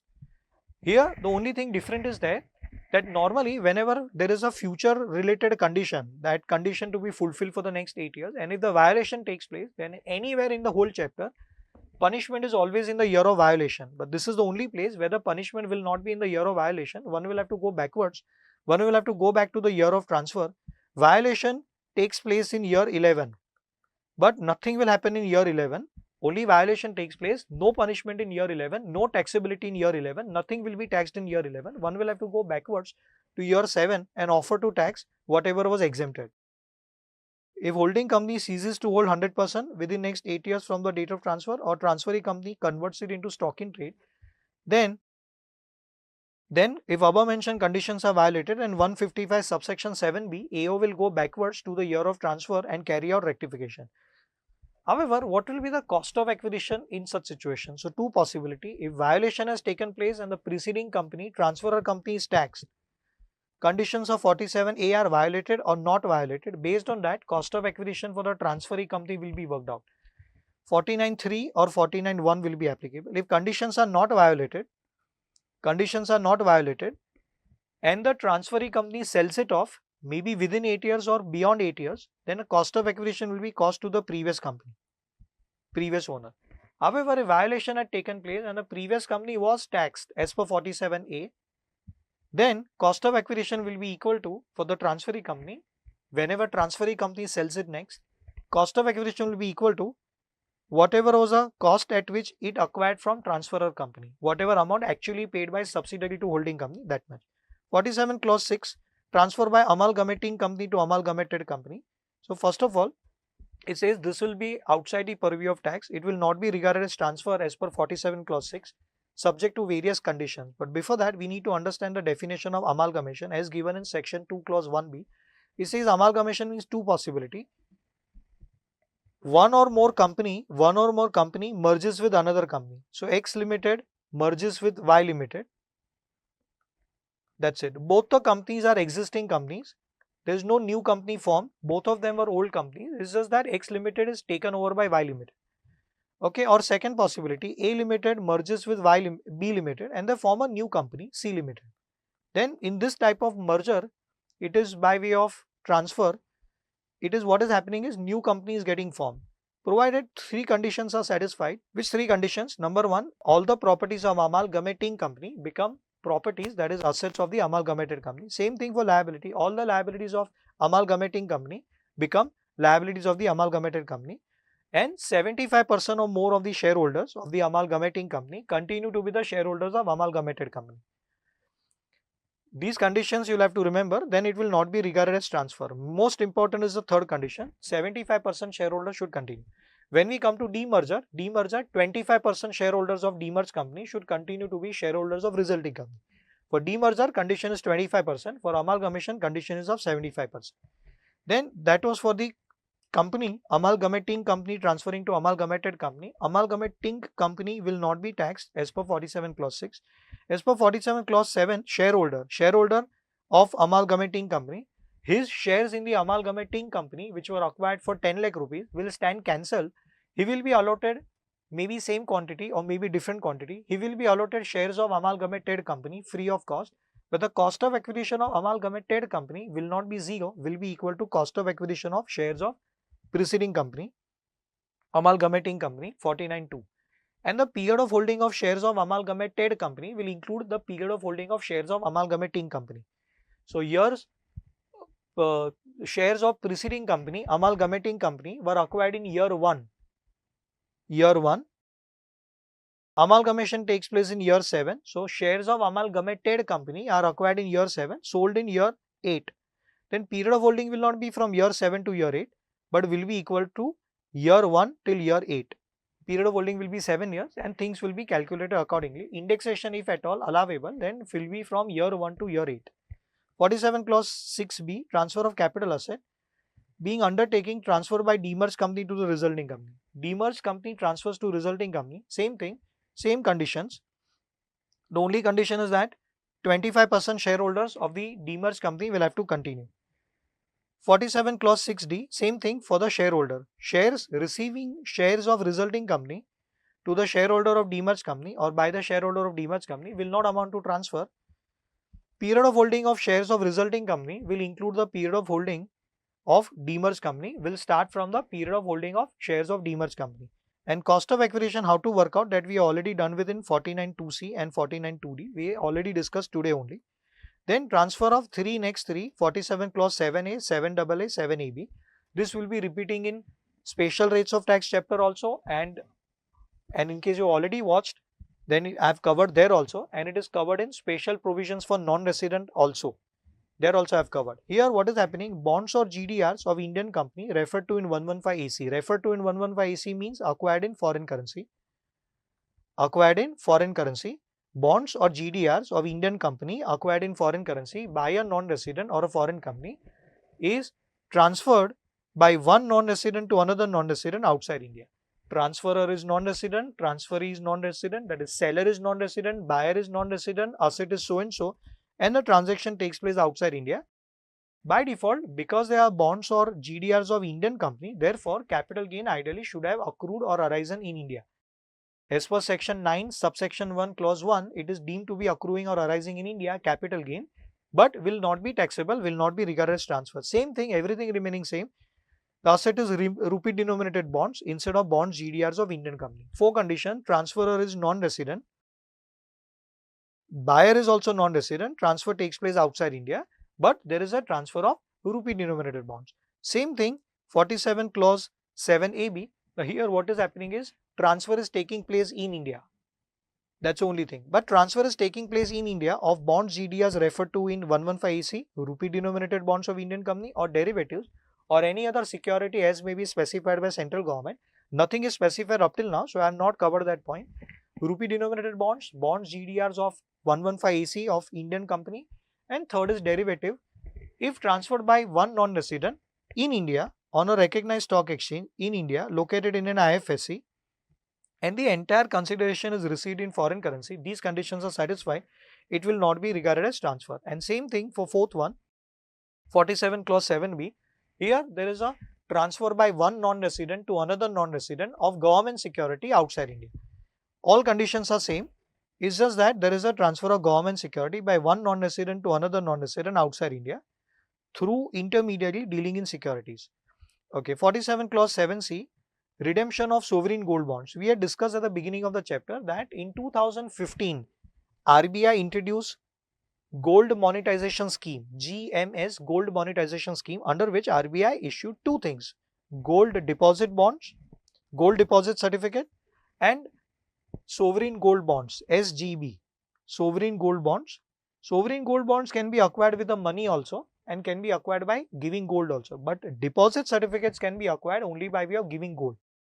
Deposit certificates under gold monetization scheme 2015, deposit certificate is not regarded as capital asset, is not regarded only as a capital asset. However, sovereign gold bonds are regarded as capital asset, but if the assessee is individual, only for individuals, not for HUF also, only for individuals. If individual holds the bonds till maturity, till redemption, then transfer by way of redemption will not be regarded as transfer. Accordingly, there won't be any tax. But if he does not wait till redemption, he transfers it to somebody in the secondary market, stock market, to somebody, anybody, by charging money, even one day before the redemption, then it will amount to transfer, he will have to pay tax. According to fourth proviso, the benefit of indexation is allowed on such sovereign gold bonds. Though indexation benefit is ideally not allowable on bonds and debentures, then also capital index bonds and sovereign gold bonds indexation is allowable, but up to 22nd July 2024, if transferred up to 22nd July 24. Okay, up till now, Institute has never asked a question on sovereign gold bonds. It was issued in 2015, pointless to ask a question now. 47 clause 9, totally unimportant. Transfer of capital asset being work of art, archaeological collection, etc. by assessee to government or to National Museum, National Art Gallery, National Archives, any other public museum or notified institution, then it will not be regarded as transfer. 47 clause 10 and clause 10a, slightly important. Bonds or debentures or deposit certificate of one company are converted into equity shares. Conversion of debentures into equity shares or preference shares. Conversion of debentures into shares or conversion of debenture stock or bonds, debentures or deposit certificate. Deposit certificate means FD certificates are converted into equity shares or preference shares of the same company, that means same company, then it will not be regarded as transfer. And then cost of acquisition of shares of that company, whether equity or preference shares, cost of acquisition will be same as cost of acquisition of previous asset, bonds, debentures or deposit certificate. Period of holding will include the period of holding of bonds, debentures or deposit certificate as if this transfer or conversion never happened. And cost of acquisition of such equity shares or preference shares will be same as cost of acquisition of bonds, deposits or bonds, debentures, debenture stock or deposit certificate. And if debentures are partially convertible into equity shares and partly redeemable for cash, then cost of acquisition of shares will be equal to proportionate cost of acquisition of that part of the debentures which is converted into equity share. Same thing, but bonds or GDRs or say bonds referred to in 115 EC, bonds of Indian company acquired in foreign currency, that is bonds referred to in 115 EC, converted into shares or debentures of any company. Here they say any company, 47 clause 10, they say shares of that company, means debentures of one company are converted into equity shares of the same company or preference shares of the same company. But in 47 clause 10a, it says bonds referred to in 115 EC of one company are converted into shares or debentures of any company, maybe same company, maybe another company. This seems to be unintentional error on the part of government, but then let it be, whatever it is. Any company means any company, not necessarily the same company, will not be regarded as a transfer. Period of holding will start, understand this is slightly different. Period of holding will start from the date on which period of holding which is received upon period of holding of shares or debentures which are received upon conversion will commence from the date of submission of request for conversion, which is different than whatever we discuss in 47 clause 10. 47 clause 10 we say period of holding will commence from the date of acquisition of preceding asset, previous asset. Same thing will not happen here. Here period of holding of preceding asset bonds referred to in 115 EC will not be taken into account. Say bonds were acquired in year 1, request for conversion is given in year 7 that let my bonds be converted into equity share. Bonds are actually converted into year 8. Bonds are converted into equity shares in year 8 and then sold in year 11. Then period of holding will start from year 7 to year 11, the year in which request is submitted. 47 clause 10b, preference shares converted into equity shares. Preference shares converted into equity shares, that will also not amount to transfer, and period of holding of equity shares will include period of holding of preference shares, and cost of acquisition of equity shares will be same as cost of acquisition of preference shares. And if proportionately converted, then proportionate cost of or partly convertible into equity shares, then whatever percentage is converted into equity shares, that much percentage of the cost of acquisition of preference shares will be considered as a cost of acquisition of equity share. Conversion of sole proprietary concern into a company, 47 clause 14. 47 clause 13, conversion of partnership firm into company. Firm to company, sole proprietorship concern, SPC, or sole proprietorship concern getting converted into company. And the last one, this is 47 clause 14, 47 clause 13 and 47 clause 13b, company getting converted into LLP will not be regarded as transfer if some conditions are fulfilled. 47 clause 14, 13, so I would write it this way. 47 clause 14, sole proprietorship concern, that is individual getting converted into a company. 47 clause 13, partnership firm getting converted into a company, or 47 clause 13b, private company or unlisted company getting converted into an LLP. Then these three will not be regarded as transfer if some conditions are fulfilled. 3 conditions here, same conditions reproduced here and 1 extra condition, so 5 conditions here. 3 conditions given here are reproduced in firm to company, but 3 conditions are split into 4 conditions and 1 extra condition, total 5 conditions. And here there are 3 extra conditions, 8 conditions. If these conditions are satisfied, which are actually 7 conditions, we can discuss in the form of 8 conditions. If these conditions are satisfied, then it will not be regarded as transfer in hands of the preceding owner or previous owner. If conditions out of the 3, 5 and 8 conditions, some conditions are future related condition. If future related conditions are violated, then in the year of violation, the successor, the person who received the asset will be taxed. for whatever would have been the capital gain in the hands of preceding or predecessor sole proprietary, predecessor firm or predecessor private company. Whatever would have been the capital gain in the hands of predecessor will now become capital gain in the hands of successor if any of the future related conditions are violated out of the 3, 5 or 8 conditions. So what are the 3 conditions? So let's start with sole proprietary concern to company. 3 conditions. All assets and liabilities of the sole proprietary concern immediately before conversion should become assets and liabilities of the company. Meaning whereby idea is that the left hand side person, sole proprietary concern, and right hand side person both are one and the same, that you will have to prove. How to prove? So answer is that sole proprietor will have to transfer all assets and all liability, but assets and liabilities of business, not personal assets. Here personal assets are also possible because sole proprietor would be individual. So all assets and liabilities to be transferred to company. Second, sole proprietor will have to become shareholder in this company, but his shareholding should be minimum 50% or more than 50%, and such shareholding shall continue for 5 years. These are the 3 primary conditions. Idea is to prove that the left hand side person and right hand side person both are one and the same. You will have to remember 3 conditions. First condition, all assets liability of the predecessor become assets liability of the successor, but assets liability relating to business and not personal assets. Second, sole proprietor becomes shareholder. His voting power in the company is not less than 50% of the total voting power. Such shareholding continues for a period of minimum 5 years from the date of conversion.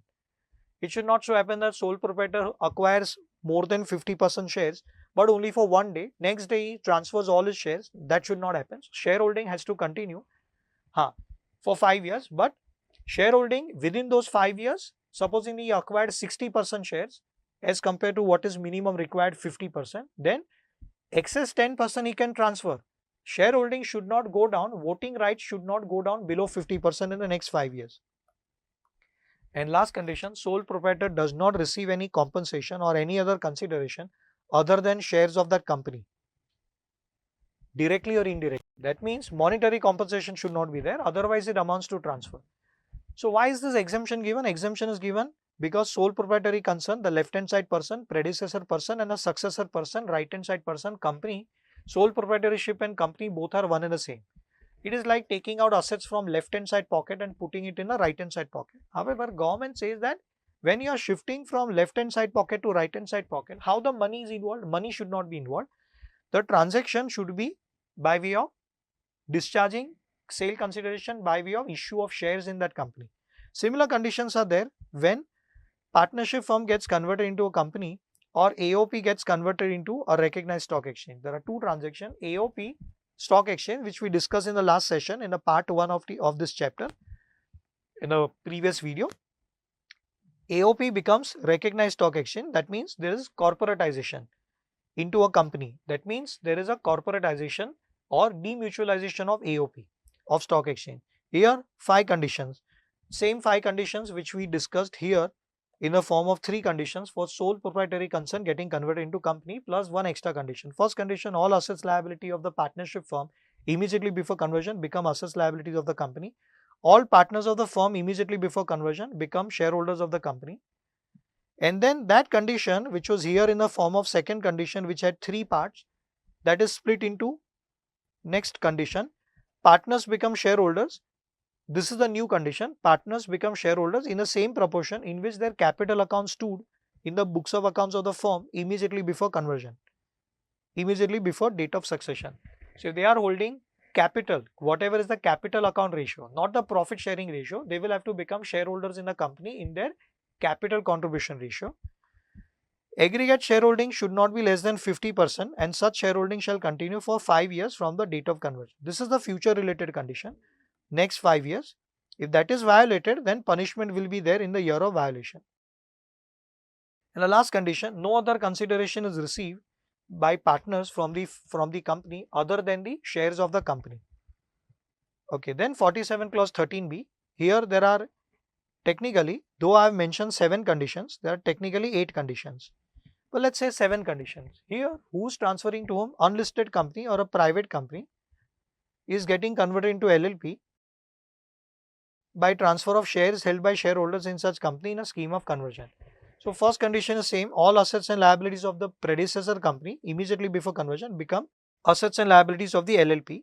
Second, all shareholders. And the preceding 2 points, what was happening is right hand side person was company. Right hand side person was a company. Now in the third situation, left hand side person is a company, right hand side person is LLP. So in the first two situations, we say that the transaction should be, the sale consideration should be discharged by way of issue of shares. By way of issue of shares by company. But here it will not be like that. Here LLP cannot issue shares to the shareholders of predecessor company. What will happen is LLP will have to give two things, capital contribution in the LLP and plus will have to give profit sharing rights, PSR. So that is also one of the conditions. All shareholders of the company become partners in the LLP. Whosoever does not want to continue in the form of LLP, does not want to become partner in LLP, can quit by disposing of his shareholding in the company at least 1 day before the conversion. And capital contribution and PSR in the LLP are in the same proportion as their shareholding in the company. Shareholders of the company do not receive any other consideration or benefit from LLP other than two things, other than capital contribution and profit sharing ratio in the LLP.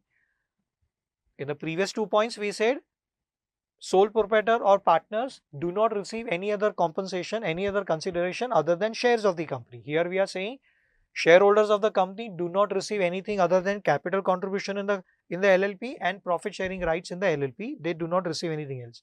Such aggregate profit sharing ratio of the shareholders of the company who have now become partners, the aggregate shareholding, aggregate profit sharing ratio should not be less than 50%, and such shareholding or not shareholding, such profit sharing ratio should continue for a period of 5 years from the date of conversion. This is the future related condition. Condition number 5 and 7 indicate that this benefit is available only to a small company, unlisted company or private company which is getting converted into LLP should be a small company. What do you mean by small company? That is clarified. Small company means the sales, gross receipt or the turnover of such company in the last 3 years, any of the 3 preceding previous years, immediately preceding the year of conversion, should not have exceeded 60 lakhs. The sales, gross receipt, turnover individually for the last 3 years should not have exceeded 60 lakhs in any of the last 3 years. And 7 condition, I am jumping to 7 condition. 6 condition we will discuss in a short while.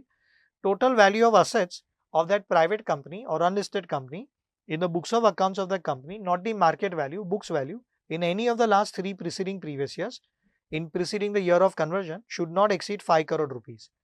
Sales, gross receipt, turnover should not have exceeded 60 lakhs in any of the year, and the value of assets as per books of accounts should not have exceeded 5 crore rupees in any of the year.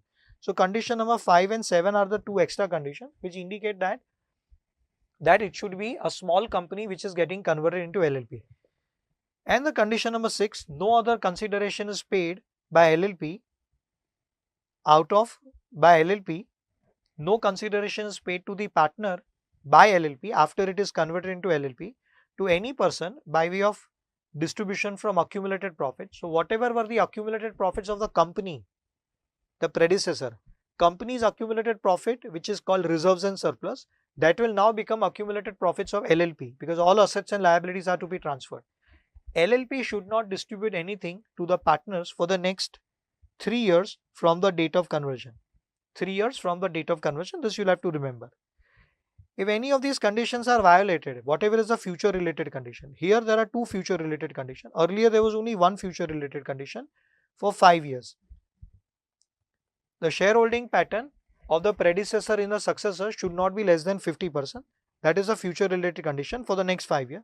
Here there are 2 conditions which are future related. One is profit sharing ratio should not be less than 50% for the next 5 years, and no amount is distributed by LLP out of accumulated profits of the company for a period of 3 years from the date of conversion. Here there are 2 future related conditions. Any of the future related condition is violated, given in 47 clause 14, that is sole proprietary concern getting converted into company, 47 clause 13, that is partnership firm getting converted into a company, or AOP becoming a recognized stock exchange, that means AOP getting converted into a company, and 47 clause 13b, that is company, unlisted company or a private company getting converted into an LLP.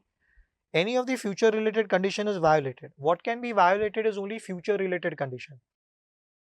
Existing conditions which are required to be fulfilled at the time of conversion, those conditions have to be checked there and there only.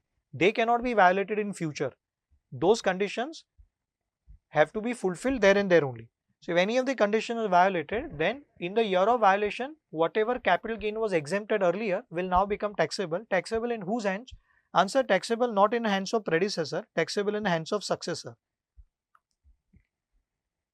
Then exemption provided to the predecessor will be chargeable to tax in the hands of successor in the year of violation of such condition. 47 clause 13A, which is unimportant, transfer of membership rights. So you were a share broker. Earlier stock exchange was an AOP and you had acquired membership rights. For example, you became not shareholder, you became member in Bombay Stock Exchange, which is AOP. Now Bombay Stock Exchange gets converted into a company, which is called corporatization of stock exchange. From AOP it will become company. So earlier you were holding membership rights of AOP which you had acquired for 5 crore rupees. Now what you will be allotted will be, your membership rights will be cancelled because you cannot be member in the company, you could be member in an AOP. Now you will be allotted shares of that company upon demutualization or corporatization of AOP. Then the cost of acquisition of such shares and trading rights are allotted to you. Cost of acquisition will be equal to whatever was the cost of acquisition of original membership rights. Original membership rights you were acquired for 5 crore rupees. Cost of acquisition of shares of Bombay Stock Exchange Limited will also be 5 crore rupees, and the period of holding of such shares will include the period of holding for which membership was held. Unimportant. Then stock lending scheme and reverse mortgage are totally unimportant, which I am not repeating. Stock lending scheme means I transfer equity shares of Reliance Industry from my Demat account to your Demat account, which is actually not by way of sale. You are not buying from me, you are taking loan. So I am giving you loan, but not in terms of money, I am giving you loan of shares. Then that will not be regarded as transfer, provided there is a proper agreement between us, assessee and borrower, and copy of that agreement is submitted to SEBI or the stock exchange. Reverse mortgage is unimportant. Then consolidation of two schemes of mutual fund, unimportant. Same way, consolidation of two plans of mutual fund. Okay, this we are already done with. If two plans get amalgamated, or which is to be called as consolidation instead of amalgamation, or two plans get then that will not be regarded as transfer for unit holder. You are holding units of consolidating plan. Now those units will get cancelled, and now you are being allotted units of consolidated plan, or you are holding units of consolidating scheme. The units of consolidating scheme will get cancelled. You are allotted units of consolidated scheme, then that will not be regarded as transfer, and the cost of acquisition of units of consolidated plan or scheme will be same as cost of acquisition of units of consolidating plan or consolidating scheme. Period of holding of consolidated or the new scheme or new plan will include the period of holding of consolidating schemes unit. Period of holding, cost of acquisition, period of holding, cost of acquisition, unimportant, and it's very straightforward. Okay, then 47 clause 7 AF, this is again unimportant. Assets introduced in AY 22-23, question has not yet come. Transfer by one public sector company, any capital asset transferred by one public sector company to another notified public sector company or transfer to central government, state government will not amount to transfer. Then 47 clause 6D, 6D has 2 points. Here, gold deposit receipt, electronic gold receipt.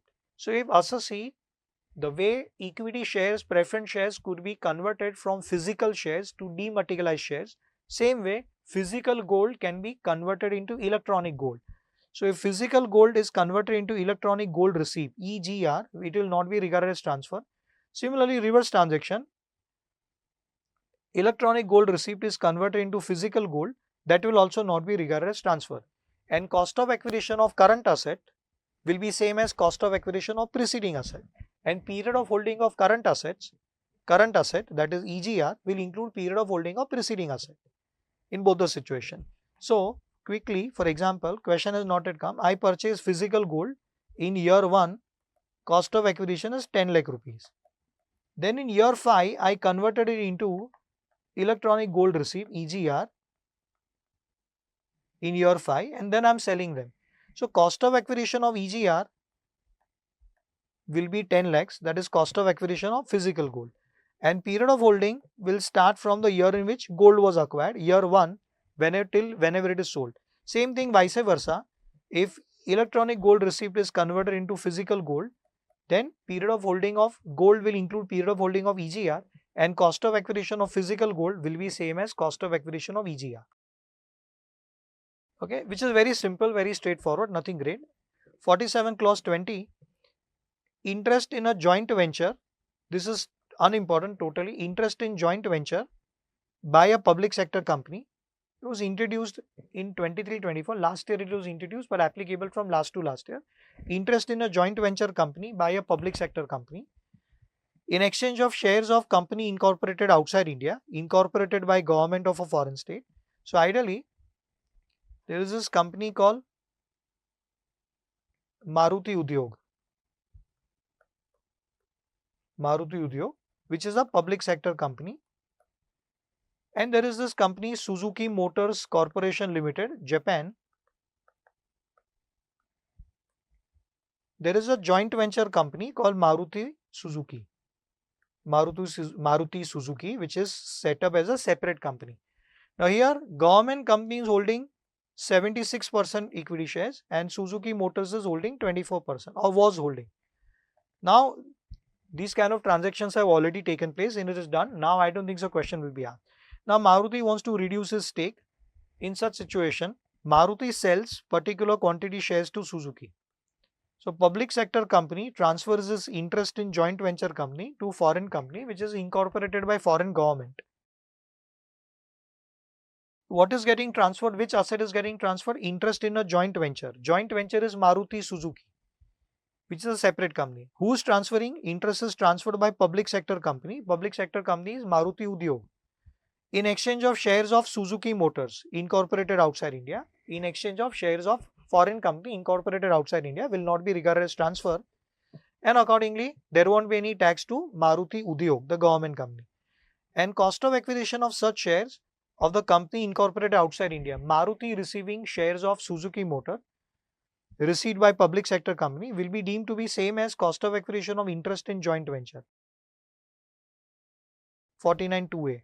So Maruti had acquired 76% share. These shares were acquired. Cost of acquisition was supposingly 10,000 rupees per share. Hypothetically. Or in totality, into quantity of shares, total investment is 570 crore. Same will be in totality or individually will become the cost of acquisition of shares of SMCL Suzuki Motors, which is unimportant. Questions have not yet come. Now, we have some special situations where capital gain is to be computed separately. So, all these special situations will be discussing separately in the third part of this video. Third part, this is the second part. Third part will be recording where we will be discussing these special situations, and the last part, exemption under section 54 series. So, what I am doing here is just finishing off with some small part, section 55A, reference to valuation officer. We are done with tax rates, the last part of the chapter.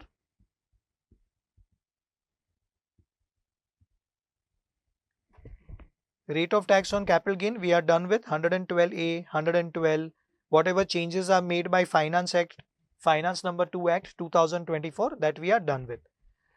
Okay, now reference to valuation officer, section 55A. So that next session we are left with only calculation of capital gain in some special situations, and we are left with exemption under section 54 series, which will be very simple. Reference to valuation officer, it says whenever AO wants to find out or AO wants to estimate FMV, fair market value of any asset, at that time AO can take help of another officer of the department called valuation officer. Recently in November 24 attempt, there was one small MCQ question on this, that's why slightly important. With a view to ascertain the fair market value of capital asset, for the purpose of this chapter, AO may refer the valuation to an officer of department called valuation officer in 3 circumstances. Third one is father of all. It says having regard to the nature of the asset and other relevant circumstances, it is necessary to do so. That means AO can refer to valuation officer in any situation. So first two situations technically become redundant. First situation is given in the Act in section 55A. Second situation is given in rule 111A. You will have to refer to both. It says in case where the value of asset claimed by assessee, whatever FMV is claimed by assessee which is supported by report of registered valuer. Assessee has computed FMV based on report of registered valuer, and AO is of the opinion that the value claimed by assessee based on report of registered valuer is at variance with his correct FMV. It could be positive variation or it could be negative variation, whatever may be the amount. If AO wants to refer to VO, then there should be something available. Any of the three circumstances. First one says that assessee has also valued FMV as per valuation officer's report, as per registered valuer's report, and AO is also computing FMV, value computed by AO and the value supported by registered valuer's report claimed by assessee. There is a variation. Variation could be of 1 rupee also.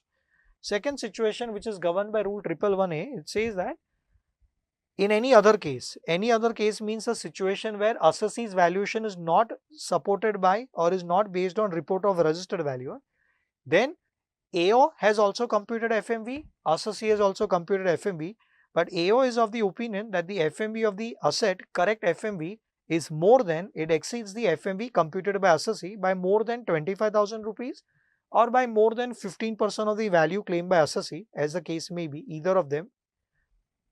Means in the first situation, variation between FMV computed by AO and the FMV computed by assessee based on registered values report, difference could be of 1 rupee also. But in the second situation where assessee's valuation is not based on report of registered valuer, then the difference between the FMV computed by AO and the FMV computed by assessee, difference should be minimum more than 25,000, more than 25,000, it is more than 25,000, or difference should be more than 15% of the value of the assessee. This I had explained in the classroom environment with some examples, but those examples are not so relevant from exam perspective. You need to remember it theoretically. And third possibility, having regard to the nature of the asset and other relevant circumstances, AO finds it necessary to refer. Here AO can cover up anybody under this. Rate of tax on capital gain we are done with. Then next session we will be discussing exemption under section 54 series and certain special provisions, special situation. Out of special situation, one or two I would like to discuss with you right now, which are very important. One is stamp duty valuation, section 50C. Stamp duty value, this is applicable to all assessee, but applicable only for immovable property, land, building, land plus building. The sale consideration for these assets, this is applicable for the seller. Seller under this chapter, capital gain. That means for seller, the given asset, land, building, land plus building is capital asset. Sale consideration will be higher of the following two, either actual sale consideration or the stamp duty value. Stamp duty value, whichever is higher, to be taken into account only if the stamp duty value exceeds 110% of actual, 110% of actual consideration. Otherwise, stamp duty value not to be taken into account. That's a point number one. Second point, stamp duty value as on what date? Answer, stamp duty value as on the date of registration of property. Registration takes place later. First, there will be agreement, sale agreement, possession, payment, then formation of society, etc. And thereafter, sale agreement would be registered or the purchase agreement would be registered. This is applicable from seller perspective. So, we have to consider stamp duty value as on which date? To answer, stamp duty value as on the date of agreement, date of registration of property, the latest value. However, if there is a variation between the stamp duty value as on the date of registration and the stamp duty value as on the date of agreement, there is a time gap, then instead of stamp duty value as on the date of registration, one can take into account, assessee may take into account stamp duty value as on the date of agreement, old stamp duty value if it is less, provided some amount of sale consideration was received by assessee, the seller, on the date of agreement or prior to the date of agreement. Some part of the consideration was received by the assessee, but received by way of account payee check, account payee draft or ECS or through other prescribed electronic mode on or before the date of agreement. On the date of agreement or before the date of agreement, if at least 1 rupee is also received, then one can take into account the stamp duty value, earlier stamp duty value, that is stamp duty value as on the date of agreement. Otherwise, by default, we have to take stamp duty value as on the date of registration. Provided stamp duty value exceeds 110% of the actual, if it does not exceed 110% of actual, then actual sale consideration only will be deemed to be the full sale consideration. Then I have given some example, you can read it by yourself. And in case if assessee disputes the stamp duty value, so sometimes it so happens that actual sale consideration actual sale consideration is 80 lakh rupees, but the stamp duty value is determined by state government and it is area wise. So area wise stamp duty value is 150 lakh. But Assessi's building, Assessi's flat is in a very old building, 4th floor, 5th floor, without lift, no amenities, no parking, no lift, without lift. In such situation, and the building is in a dilapidated condition. So Assessi argues that, sir, stamp duty value may be that, maybe 150 lakh. But stamp duty value is area wise, and in my area 150 lakh is the rate going on, agreed. But I have genuinely sold for 80 lakh rupees. Then in such situation, Assessi, if he wants to argue, Assessi can request AO in the IT return to refer the matter to valuation officer under section 55A, which we just discussed. And then AO will refer to valuation officer, who's called VO or DVO. DVO means Department's Valuation Officer under section 55A, and DVO will investigate into the matter by having a physical visit, and AO and DVO will inquire into the matter, and he will submit his report to the AO.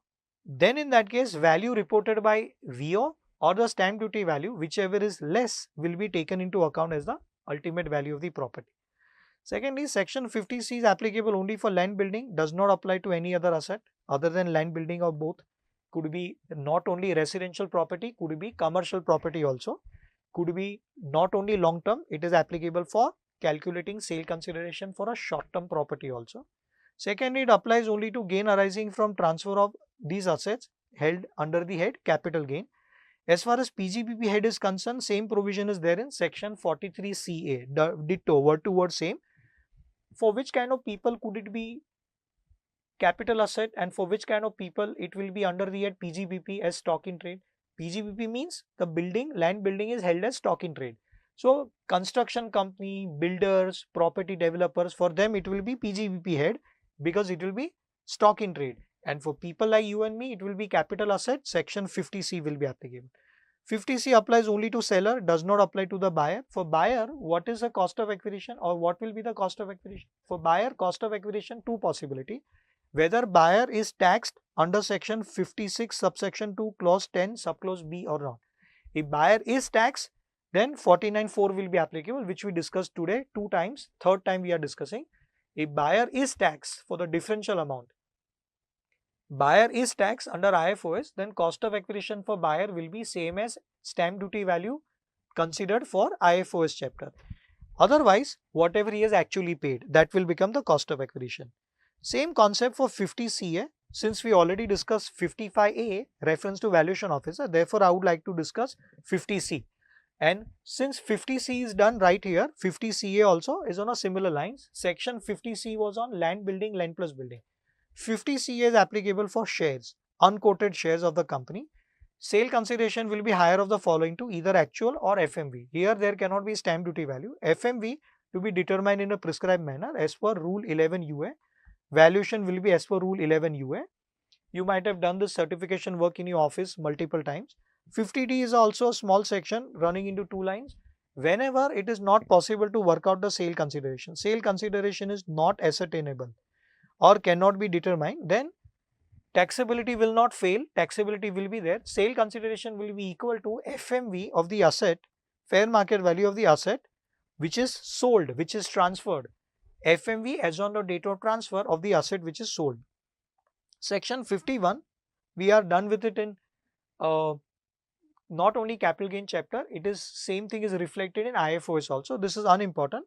Section 51, treatment of advance money forfeited. If there is an advance received for transfer of any asset, movable, immovable, residential, commercial, any asset, short term, long term, advance is received. If that advance is forfeited and then the asset is sold next time, then the advance which was forfeited was to be reduced from cost of acquisition, whether called as token money, earnest money, received from one buyer and it is retained by associate and it is forfeited for any reason.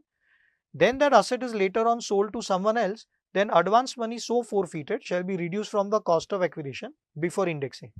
However, this was creating trouble for department also and for associate also. So to avoid that, 1st April 2014, Modi government carried out amendment that if the advance received is forfeited on or after 1st April 2014, then instead of applying section 51, it will be taxed under IFOS under section 56 subsection 2 clause 9. This point I have covered in IFOS chapter also. Rather than reducing it from the cost of acquisition whenever sold next, it will be taxed instantly. Section 51 will no more apply. You can say section 51. See, I would not say section 51 is no more applicable, because section 51 still applies if advance was received on or before 31st March 2014. If advance was received and forfeited on or before 31st March 14, section 51 will still continue to be applicable. If forfeited on or after 1st April 14, then section 56 subsection 2 clause 9 will be applicable. Right? Okay. Then remaining we will discuss in the next session. Till then, thank you very much. All the best. Have a good luck.